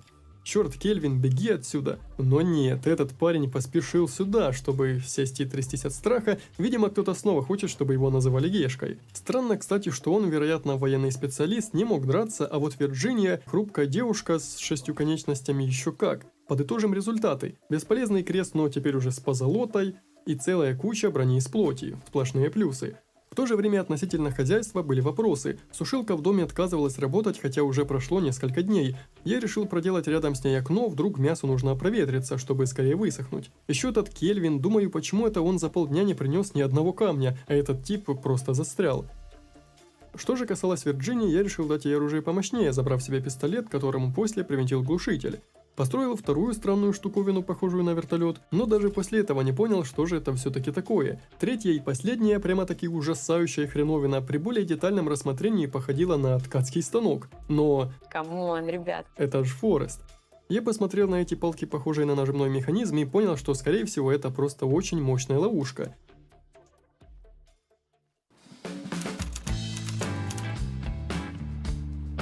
Эх, что-то я засиделся дома, хотя здесь, несомненно, и похорошело. Как видите, я расширил свою территорию застройки, и с противоположной стороны дороги теперь тоже небольшая огражденная зона, куда можно быстро переместиться с помощью троса. Мой путь пролегал к новому бункеру, дорога была длинной, но с моноколесом все это преодолимо.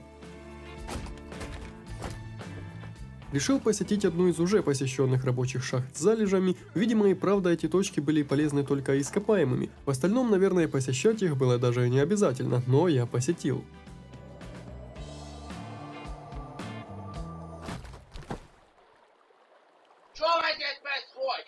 На одной из точек интереса нашел сарай с небольшим подвалом. О, платьице для Вирджинии, подумал я. Но нет, это был светильник из кожи оленя и настоящей ноги. Нашел еще парочку старых заброшенных хижин, и все бы ничего, но вы только посмотрите на это.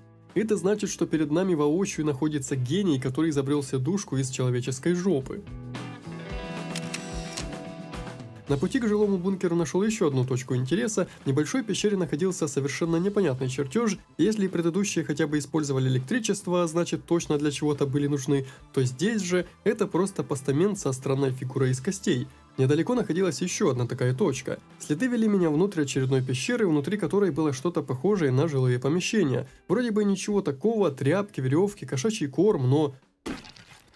Я чуть не обделался от испуга. Пещера углублялась еще сильнее, и очередной очень странный чертеж попался ко мне в руки. У вас есть идеи, что это? Смахивает на реконструкцию куриного крылышка. Охота поскорее вернуться домой, чтобы посмотреть, что это вообще такое. А вот и сам бункер. Еще на подъезде я услышал гул вертолета. Неясно, то ли эти якудзы что-то искали после случившегося на острове, то ли они буквально только что здесь были, и я иду по их горячим следам. Но что они ищут и зачем? Распрощавшись с отрядом туземцев, я осмотрел вертолет, не успевший взлететь. Внутри лежала камуфляжная одежда и немного патронов. Начинало темнеть, но можно будет заночевать в самом бункере, во всяком случае, я так думал. На деле же от этого места за версту несло опасностью. Ходы разделялись, один вел вниз, 100% какой-то опасной хреновине, а второй вверх. Спасибо, что мне хотя бы дали выбор. А нет, не дали.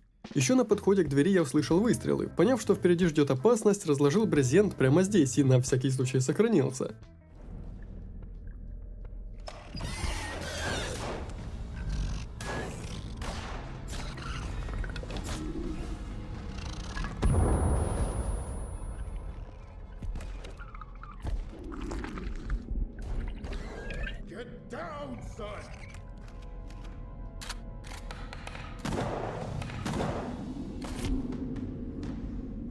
Little mutant Timmy, all grown up. Этой тварью был малыш Тимми из первой части игры, и чертовы якудзы об этом знали. Но кем был тот старик? Неужели отец Тимми? Все они куда-то пропали, и я снова оказался один. Только сейчас добрался до жилых помещений, заночевать здесь было нельзя, но внутри номеров лежало много полезных и интересных вещей, не считая еду. А здесь я случайно сожрал чью-то руку. Впереди меня поджидали мутанты, причем довольно много. Хорошо, что помещение было не слишком тесным, некоторое время я вел стрельбу из соседнего коридора, пока мутанты не просочились и сюда. Кстати, кажется, что после плавки той руды топор и правда стал бить немного сильнее.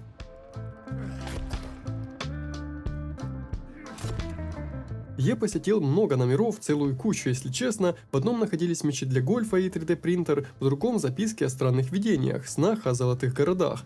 А в следующем я нашел катану, мое любимое оружие из прошлой части. Она сочетала в себе довольно неплохой урон, что вкупе с высокой скоростью делал катану, возможно, лучшим оружием из всех. Хотя, признаться, золотой топор мне понравился больше, уж слишком сильны его удары. Я нашел координаты роскошного бункера и очень непонятный костюм. Вроде как космический, но в чем его преимущество, кроме защиты от воды?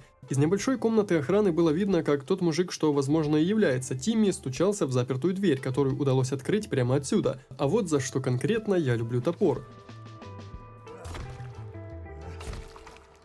Спустя несколько мрачных коридоров дорога привела меня в медчасть или морг. Нашел золотую маску, думал, с ее помощью можно будет притвориться своим, но тоже нет. На одной из полок лежала камера с непродолжительной записью, какой-то культ, мужики в рясах, похожие на тех, что я встречал в противоположной части острова. Эти типы принесли себя в жертву. И после этого я наконец-то вышел из этого проклятого места. На дворе была поздняя ночь, но я быстро нашел транспорт. Решил было погнать домой, но совсем недалеко отсюда была какая-то пещера, к тому же начинало светать. Я быстро сохранил свою задницу на всякий случай и готовился погружаться во тьму. И с какой-то стороны это и был настоящий кошмар. Начиналось все вполне стандартно, я пробирался через узкие проходы, находил единичных не очень сильных врагов, топор показывал себя очень хорошо, я справлялся даже с более сильными версиями мутантов, не делая много ударов. Но само собой это заслуга не только топора. Пока я строил ту здоровенную базу, мой уровень силы тихо и не спеша достиг 27 уровня. Вероятно, именно это дополнительно меня усилило. Нашел под залежами руды небольшой проход, но не спешил туда спускаться, потому что здесь было несколько тоннелей. В итоге же это был один и тот же коридор, просто я отыскал другой способ к нему добраться. Не мог не заметить, что эта пещера была больше и по сравнению с другими прямо-таки кишела мутантами. С этой парочкой миг справился с помощью парочки гранат, и пока что все было терпимо. Спустя 3 десятка прожитых дней, даже учитывая, что в 95% драки использовал лук, немного приноровился к атакам Безрукова и уже мог драться с ним в ближнем бою, совсем не получая урона.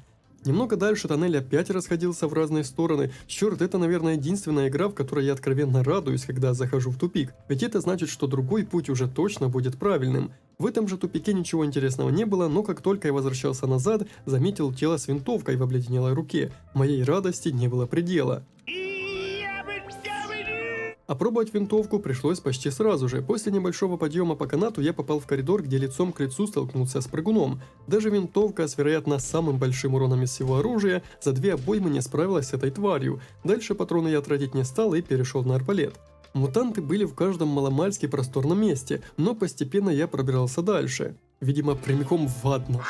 И тут случилось то, чего я не сказать, чтобы боялся, но очень не любил. И без того огромная пещера расходилась на несколько ответвлений. Хорошо, что оказался тут я уже с улучшенным оружием, потому как мутантов здесь было много. Долго думать, в какую сторону бежать не пришлось. Там огромная опасная хреновина ползала, так что мне явно не сюда. Но стоило увидеть очередной спуск вниз, как я изменил свое решение. Скорее всего, правый тоннель ведет в тупик, но нужно убедиться в этом самолично, чтобы потом не страдать. Я приготовил самодельную взрывчатку и обосрался.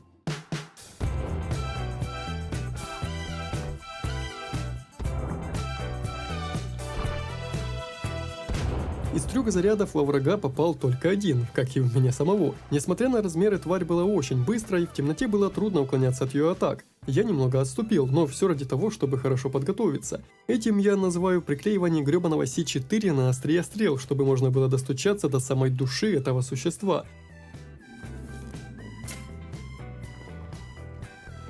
Понял, что эта тварь не убила, и буквально на инстинктах, как мартышка, залез на огромный булыжник. К моему счастью, эта туша так не умела. И тут началось прямо-таки издевательство, игра в одни ворота. Хотя даже так, на это тело мне понадобилось больше 5 взрывных стрел. И вот незадача, правый тоннель не просто не вел в тупик, но и падла расходился еще на 2. Вспоминая классику игрового жанра, где чаще всего было негласное правило всегда идти слева направо в платформерах и налево в лабиринтах, я вернулся назад. Думал, по-быстрому смотаюсь, залутаю что-то и вернусь. Но этот тоннель был таким длинным, что если бы он имел хотя бы какую-то вариативность, я бы вряд ли смог вспомнить дорогу домой. Откуда-то из-за стены доносились звуки разрядов электричества, на полу пещеры валялись тела в скафандрах, и я увидел это. Звездолет, шаттл, как его, не называй, я не мог понять, это штука вообще родом с Земли, или это пришельцы, что и принесли сюда этот странный металл, замедляющий старость. Внутри не было ничего, кроме самого пилота звездолета. В его руках лежала сердцевина артефакта, чьи осколки я недавно встречал, а сам скелет источал непонятный волшебный свет.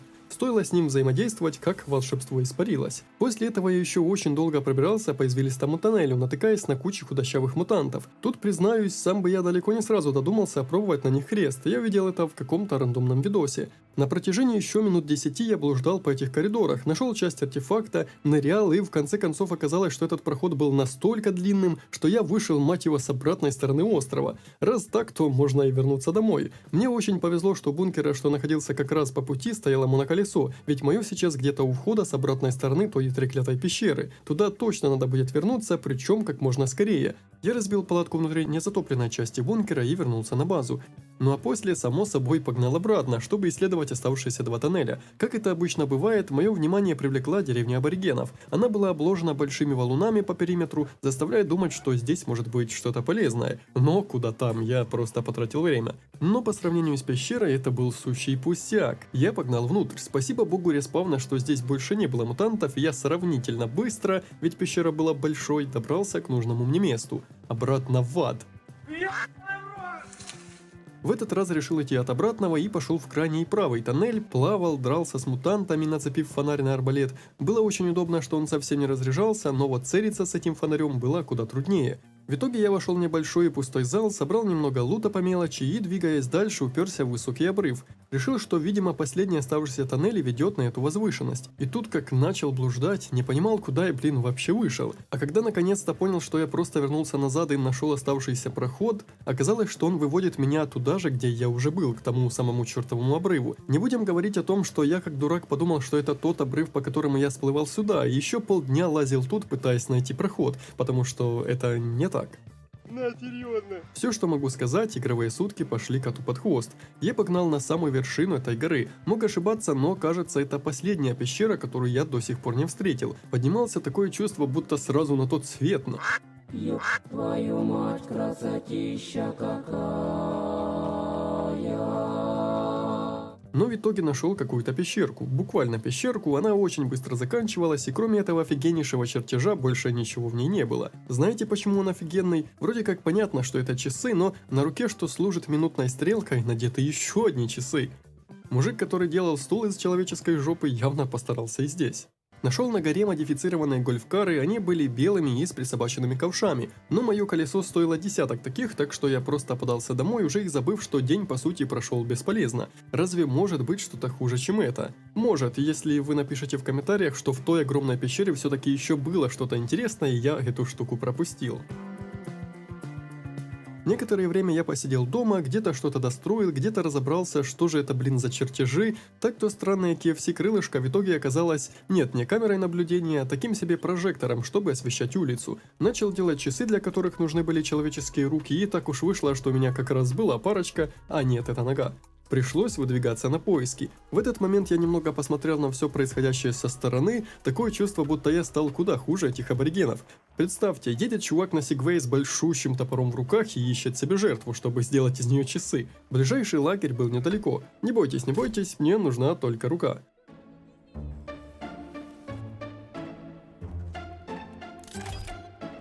Не знаю, как эта штука работает, но отличный такой предмет для интерьера, хоть и немного кровавый. Позднее, как раз в момент, когда Вирджиния заглянула в гости, я затопил эту чертову печку на 4 аккумуляторах и сунул туда катану. Мне кажется, что после закалки она должна быть еще более смертоносной, ведь пока, как по мне, она уступала топору. Я ожидал, что на лагерь нападет очередная волна мутантов, но эту тушу увидеть было настоящим сюрпризом. Вспоминая, насколько она живучая, я почти сразу взял гранаты, коих как раз подкопилось 4 штуки, и выкинул все их в эту тварь. Должен сказать, хоть я и разнес свою же базу, но эта штука очень быстро отдала концы, и насыпала столько шкур для брони, что они все даже не влезли в инвентарь.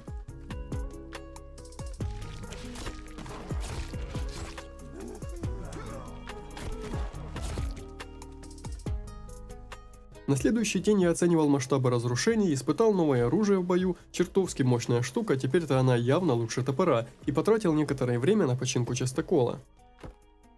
На следующий день отправился за Кельвином, бедолага куда-то забежал и уже несколько суток не возвращался домой, а ведь бревна и камни таскать кому-то нужно. На пути увидел пещеру, которую вроде бы даже не посещал, здесь лежал чертеж, по-видимому, очередной многозарядной ловушки с копьями. С Кельвином мы нашли гольфкар, рассекали полдня по этому острову, я уже и забыл, насколько эта штука медленнее моноколеса. Но вместо того, чтобы сразу вернуться домой, я решил скататься к последнему бункеру, увидел на пляже небольшую пристань, осмотрел ее на предмет полезностей, хотя ничего такого здесь не было. Разбил тут палатку и прилег спать. Ночной сон перебила стая демонов, но сила креста, прошу заметить, с позолотой, показала этой нечисти, что магия вне Хогвартса все же разрешена. Утром я погнал уже в сам бункер, выглядел он получше предыдущих, здесь хотя бы вход был доделан, а не находился глубоко в пещере. Сперва я подумал, что уже в нем был. Знакомые лестницы, коридоры, в каких я когда-то дрался против мутантов, но все-таки это место было новым и, вероятно, последним бункером. В роскошной гостиной было так дорого и богато, как еще не было ни в одном другом бункере. Я здесь немного подлутался и заелся. Нашел видеозапись экскурсии, которая прервалась из-за чего-то самоподрыва. В руках этого типа лежало завещание, по которому Вирджинии должны были перейти все его деньги в размере, кажется, это уже триллионы пошли.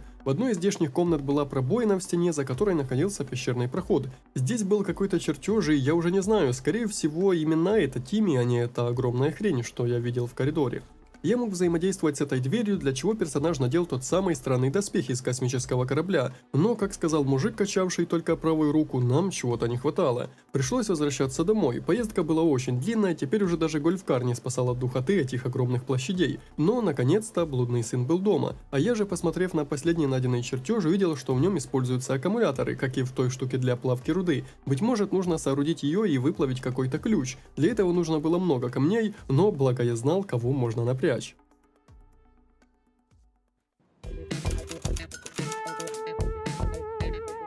Прошло несколько дней, за которые я ждал, пока Кельвин натаскает мне с полсотни каменных глыб, ну и прошвырнулся за костями в лагерь аборигенов недалеко отсюда. Кажется, будто все было готово, сооружение напоминало ванную, куда я погрузил 12 кусков руды и ту старую броню из космического корабля. Вирджиния была на месте, так что немедля я запустил процесс и забрался на забор в ожидании гостей.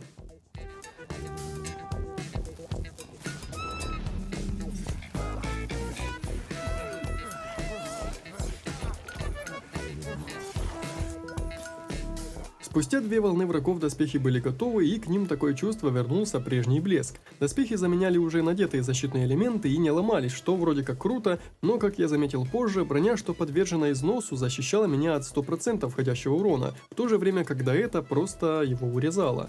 Что ж, если я все правильно понял, то теперь эта дверь должна будет открыться. И я уже был на месте. Врата отворились со страшными звуками, и Тимми спринтом погнал вперед, двигаясь так же быстро, как и я. Со стен стекали тонкие ручейки магмы, либо это был жидкий салафит, а впереди поджидали демоны. Ну, с ними у меня разговор короткий, во имя сына Тимми, его отца Эрика и святаго Кельвина. Чувство было такое, словно мы, теперь уже без шуток, и правда медленно опускаемся в преисподнюю. Демонов здесь было очень много, нападали по трое, пятеро и даже больше, но тут крест сыграл решающую роль. Самое крутое в этом, что я мог не тратить драгоценные патроны и не рисковать потерять стрелы. Сама пещера была очень длинной, мы бежали около 5 минут вот таким вот спринтом, пока после очередной стаи демонов и длиннющего тоннеля не пришли к месту, где началось твориться непоправимое. Огромный бес вылез прямо из озера лавы, напал на бедного Тимми, пожевал того и выкинул куда-то в тень. Я остался один, хотя со стороны напарника все еще были слышны поодинокие выстрелы. Эта хрень была мега живучей, а при каждом ударе радиус атаки был таким, что стоило немного ошибиться в позиционировании, как тебя сбивало с ног. Этот бой был мега скучным со стороны, если посмотреть, тем более, что я не стрелял, не бросал взрывчатку, а кастовал невидимые православные молитвы. Даже броня меня не спасала, но хорошо, что совсем недавно я сделал то, что надо было сделать в первые дни выживания. Я поставил таблетки в быстрый слот и хотя бы мог немного порегенерировать. Решил, что надо отсюда валить, и подул в сторону Тимми, а этот гад, оказывается, был в тупике. Подобные случаи я не засчитывал за смерть, ведь это был по сути нок, как в этом вашем пабге, но не переживайте, я все же откис. И начал с самого начала. В этот раз отдал слабый пистолет Вирджинии, а себе забрал дробовик. Решил ехать другим путем, нашел пару кинутых яхт с пижамой для подружки и непонятной видеозаписью. К тому же сделал по итогу большой крюк. Разбил себе палатку прямо в аду, блин. Ну а что, если опять провалюсь, хотя бы не придется снова сюда ехать. И погнал в бой по новому кругу, только в этот раз я подготовил парочку козырей. Пока отбивался от мелких, Тимми опять потрепали и выкинули, ну а я же занял безопасную позицию на возвышенности. Ну окей, не такую уж и безопасную, но козырь оставался при мне. Старые добрые взрывные стрелы. В этот раз я сделал их около десятка и пустил в ход это ультраоружие.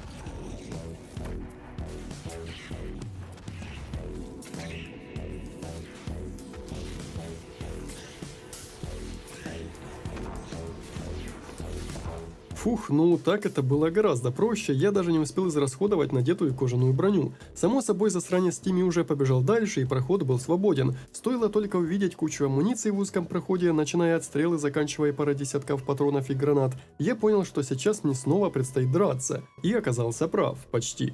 Нас заперло в каком-то кубе, и я заметил, что следом за нашими товарищами сюда пытался пробраться тот якудза из самого начала игры, но зачем, пока что было неясно. Началась твориться неведомая хрень с раздвоением персонажей, а после я, не знаю, что произошло. Такое чувство, будто мы открыли портал на другую планету иной цивилизации. Быть может, даже цивилизация этих самых существ, которых все время называли мутантами. Тимми стало хуже, и я подумал, что это он изверг ту кучу плоти позади себя, и тут совершенно неожиданно и негаданно произошло, лучше не скажешь, Внезапное душеизлияние!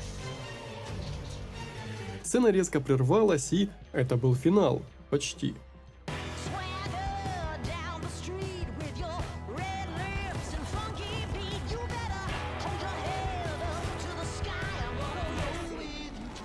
Стало ясно, зачем якудза шарился по этому острову. Тимми надеялся, что этот куб исцелит его, и, видимо, тот парень желал того же самого. Начался бой с новым боссом. Эта штуковина схватила вертолет и начал размахивать им как дубинкой. Сначала в ход пошел револьвер, после уже дробовик, и пригодился он в том числе против тварей, которые эта плоть извергала из себя. Я получил пару неприятных ударов, но со штуковиной справился.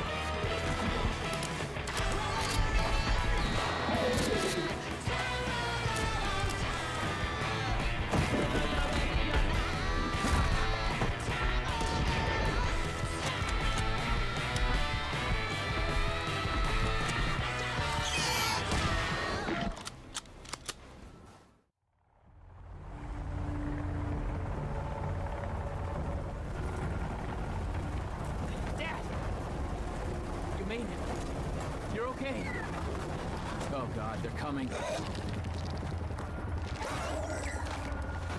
They're getting closer. We have to leave.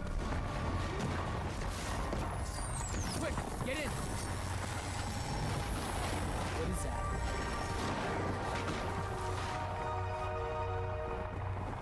Don't go near it. Oh, it's drawing you back in. Мне было слишком интересно посмотреть, что это за артефакт, хотя Тимми меня и отговаривал. Пошел следом за ней и обрек себя на бесконечное существование на этом острове.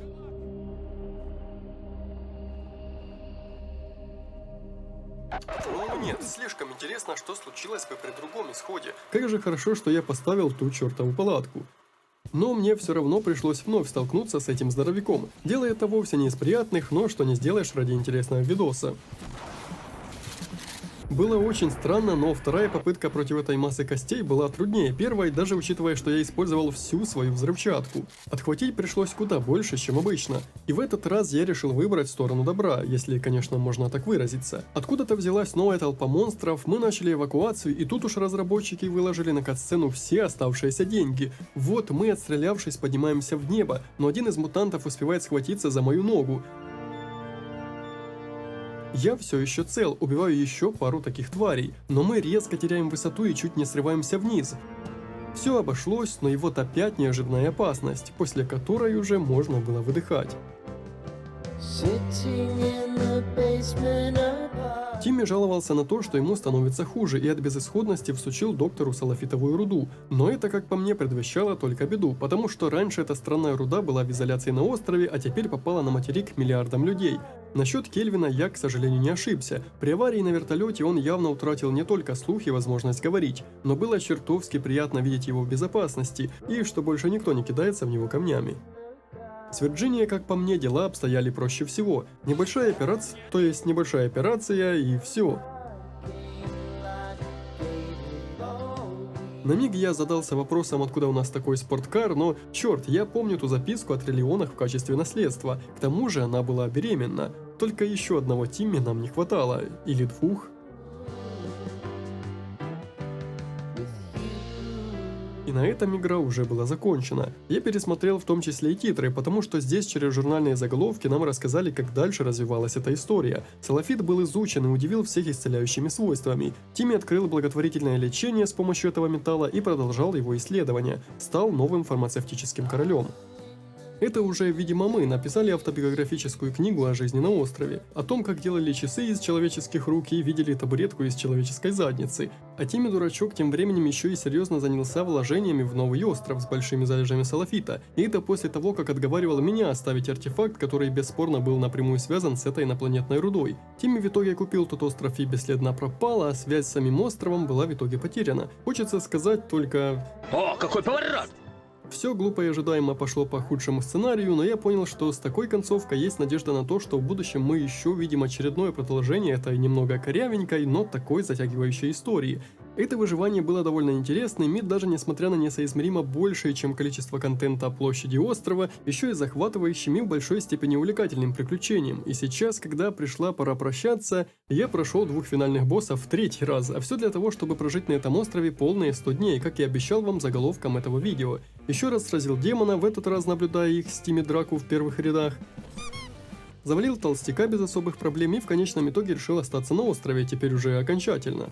Вернулся домой и ближайшим делом решил собрать оставшиеся части древнего артефакта. Я был уверен, что это будет долгий и нудный процесс, ведь кто его знает, в каком из уголков этого десятка пещер или даже бункеров остались два последних осколка. Но наконец-то мне повезло так, как не везло уже давно. Я погнал в одну из первых посещенных мною пещер, кажется, ту, где нашел тросомет, и только увидел вибрирующий заколоченный проход, как сразу понял, мне сюда. Один из оставшихся двух осколков был у меня, а что насчет последнего, спросите вы? Это странное свечение, появившееся после финала игры. Я отправился к его источнику. Само собой, срезал как только мог, но в итоге ничем хорошим это не обернулось, так что вернулся на привычный накатанный маршрут. Сначала казалось, что источник этого свечения находится где-то в горах, но подобравшись поближе, стало ясно, что это не так.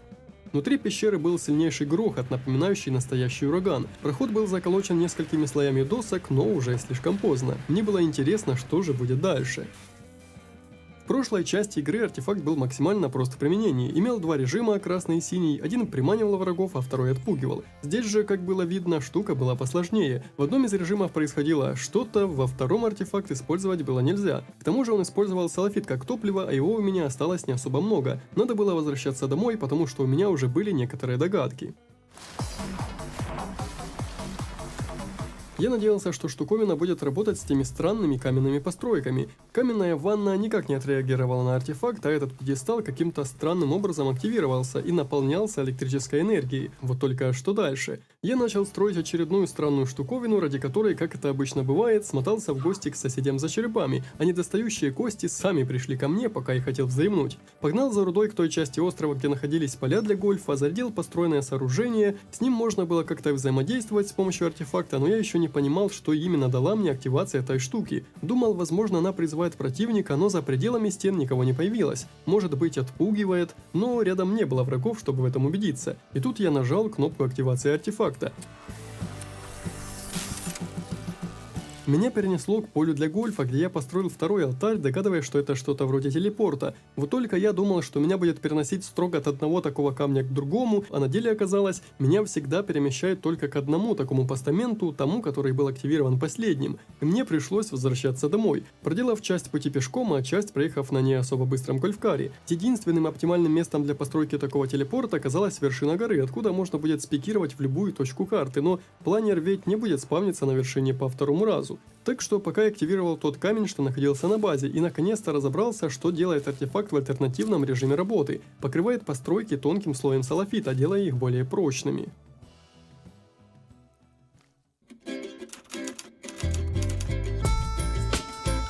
Настала зима, и, как видите, моя база за прошедшие дни тоже претерпела некоторые изменения, но под слоем снега они не так сильно бросаются в глаза. Большой проект строительства я все еще не закончил, и пока на улице снег, не планировал этим заниматься. Сейчас куда труднее искать палки, камни, да и общий вид базы в зимнее время не так впечатляет, поэтому я занялся другим.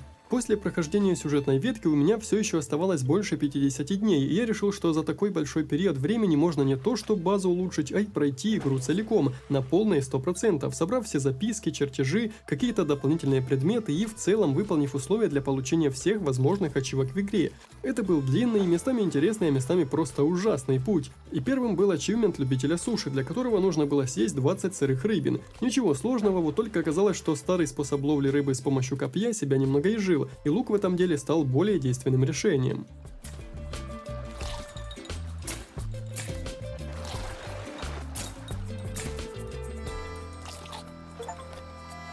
Далее, вероятно, одно из скучнейших достижений за всю игру – выкопать целую 1000 ям.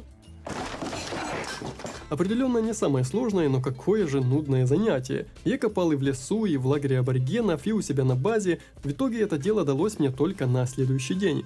Дальше я пал на след нескольких оставшихся чертежей, которые до сих пор не нашел. За первым двигался в горы и использовал найденный планер. Только сейчас моя дурная голова увидела, что эта штука была складной, и планер можно было таскать в инвентаре. Это многое меняло на самом деле, но об этом чуть позже. До чертежа я добрался только поздней ночью, лежал тот в заброшенной хижине, и вы спросите, а стоило ли оно того? Учитывая, что это был сраный диван из человеческих жоп, конечно стоило, ведь за следующим чертежом я совершил полет с вершины этой огромной горы.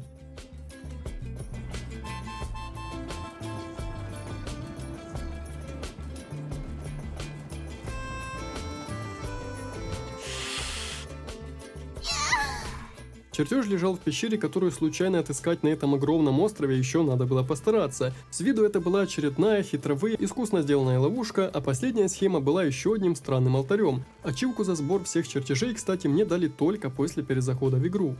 Дальше на очереди была одежда, для меня, для Кельвина и даже для Вирджинии. На окраине острова в покинутом судне лежала ветровка, больше похожая на деловой костюм, если честно. В одном из последних бункеров в шкафчике лежала кожаная одежда для подруги, а в последнем сейфплейсе для важных шишек, прямо в комнате, где себя подорвал паренек, лежало платье. Оказалось, что я нашел почти всю одежду, оставалась только одна – кожаная куртка внутри неудачно приземлившегося самолета.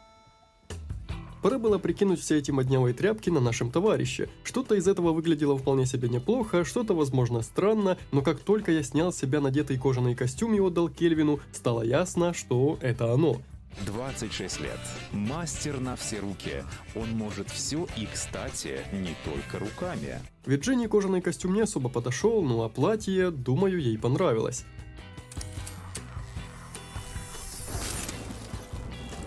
В лагере появились новые сооружения, пока что только корпус для очередного небольшого домика, гараж, который я решил расширить во внутреннюю сторону, загон для животных, пока без животных, и небольшой, можно сказать, гостевой дом с высокой вышкой. После небольшой потасовки крутой Кельвин начал носить мне крутые бревна, а я отправился дальше продвигаться по немногим оставшимся достижениям. Искал черепах, но вместо этого нашел еще один брошенный лагерь. Не ожидал совершенно ничего нового, но нашел здесь мачете. Правда, жаль, что скорее всего в нем уже нет совершенно никакого смысла, вряд ли хоть что-то сможет сравниться с катаной.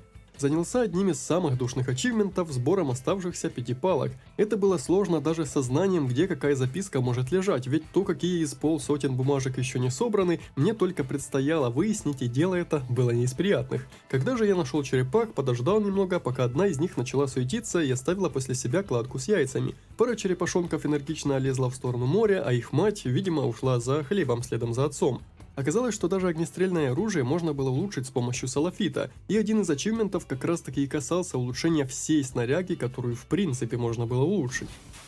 И вот, когда я потратил более получаса, чтобы сопоставить уже найденные записки со всеми остальными, узнал, чего же именно мне не хватало. Одной записки из рыбацкой деревни, которую я почему-то пропустил, на вертолетной площадке недалеко от вип-бункера и в самом вип-бункере, а точнее в пещере под ним. Это было единственное место, где за все это время враги зареспавнились, но особых проблем создать они не смогли.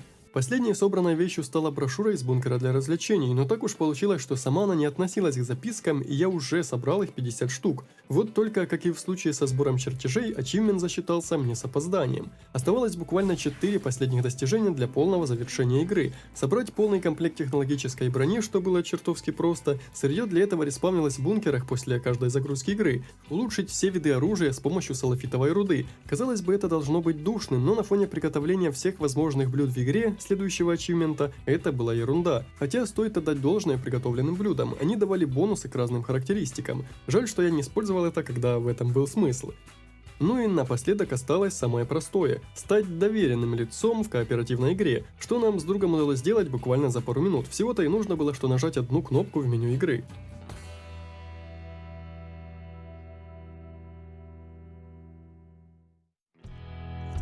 Но после этого оставалось все еще достаточно много времени до финального 100-го дня. Я понял, что все это время зря пренебрегал планером.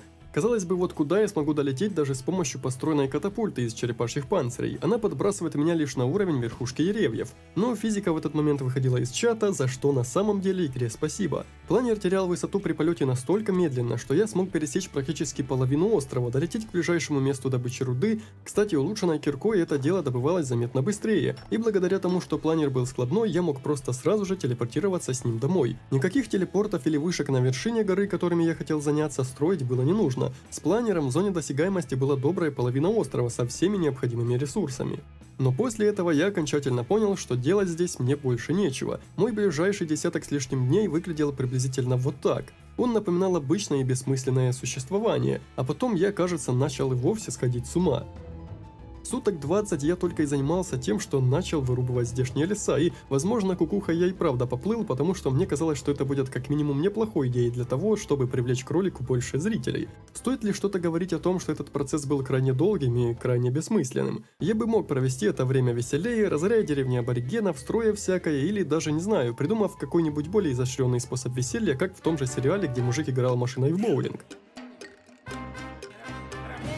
Но за предыдущие дни я успел и вдоволь подраться и построить, честно говоря, все, что мне только хотелось. Дело дошло до того, что у меня банально не осталось желаний. Но страшно было то, что со временем я, кажется, начинал входить во вкус, и мне уже становилось интересно, а сколько на этом острове деревьев вообще. Слава богу, что наступление 100-го дня эти мысли прервало, и я смог спокойно вернуться в лагерь, чтобы отдохнуть здесь последний раз. 300 тысяч лайков, и я вырублю все деревья на острове. Хорошо, что это недостижимая цифра. Как по мне, здесь стало таки довольно уютно. Да, многие постройки пустуют и служат просто декорацией, ну а что вы думали? На гребаном острове за 100 дней можно сходить с ума по-разному.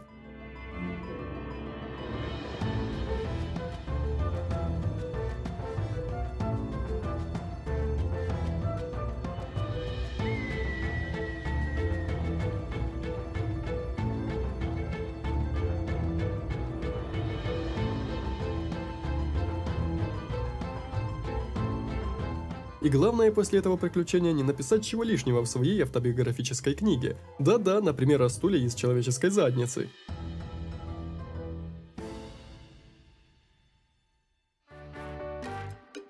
Спасибо, что досмотрели это видео до конца, записывать его было немного труднее, чем обычно. Временами от этой затеи со 100 днями и правда начинало веять безумием. Но я как минимум рад, что удалось пройти игру целиком, и теперь со спокойной душой можно отправлять ее в папку с играми, пройденными на 100%, и забыть о ней до конца веков. Если видео вам понравилось, лайк и комментарий станут отличным вознаграждением за мою работу, так сказать. Алгоритмы ютуба уже изголодались. При желании вы можете даже подписаться и поддержать мое творчество монеткой. Спасибо всем тем ребятам, которые поддерживают меня уже столько времени. И до встречи в новых видео.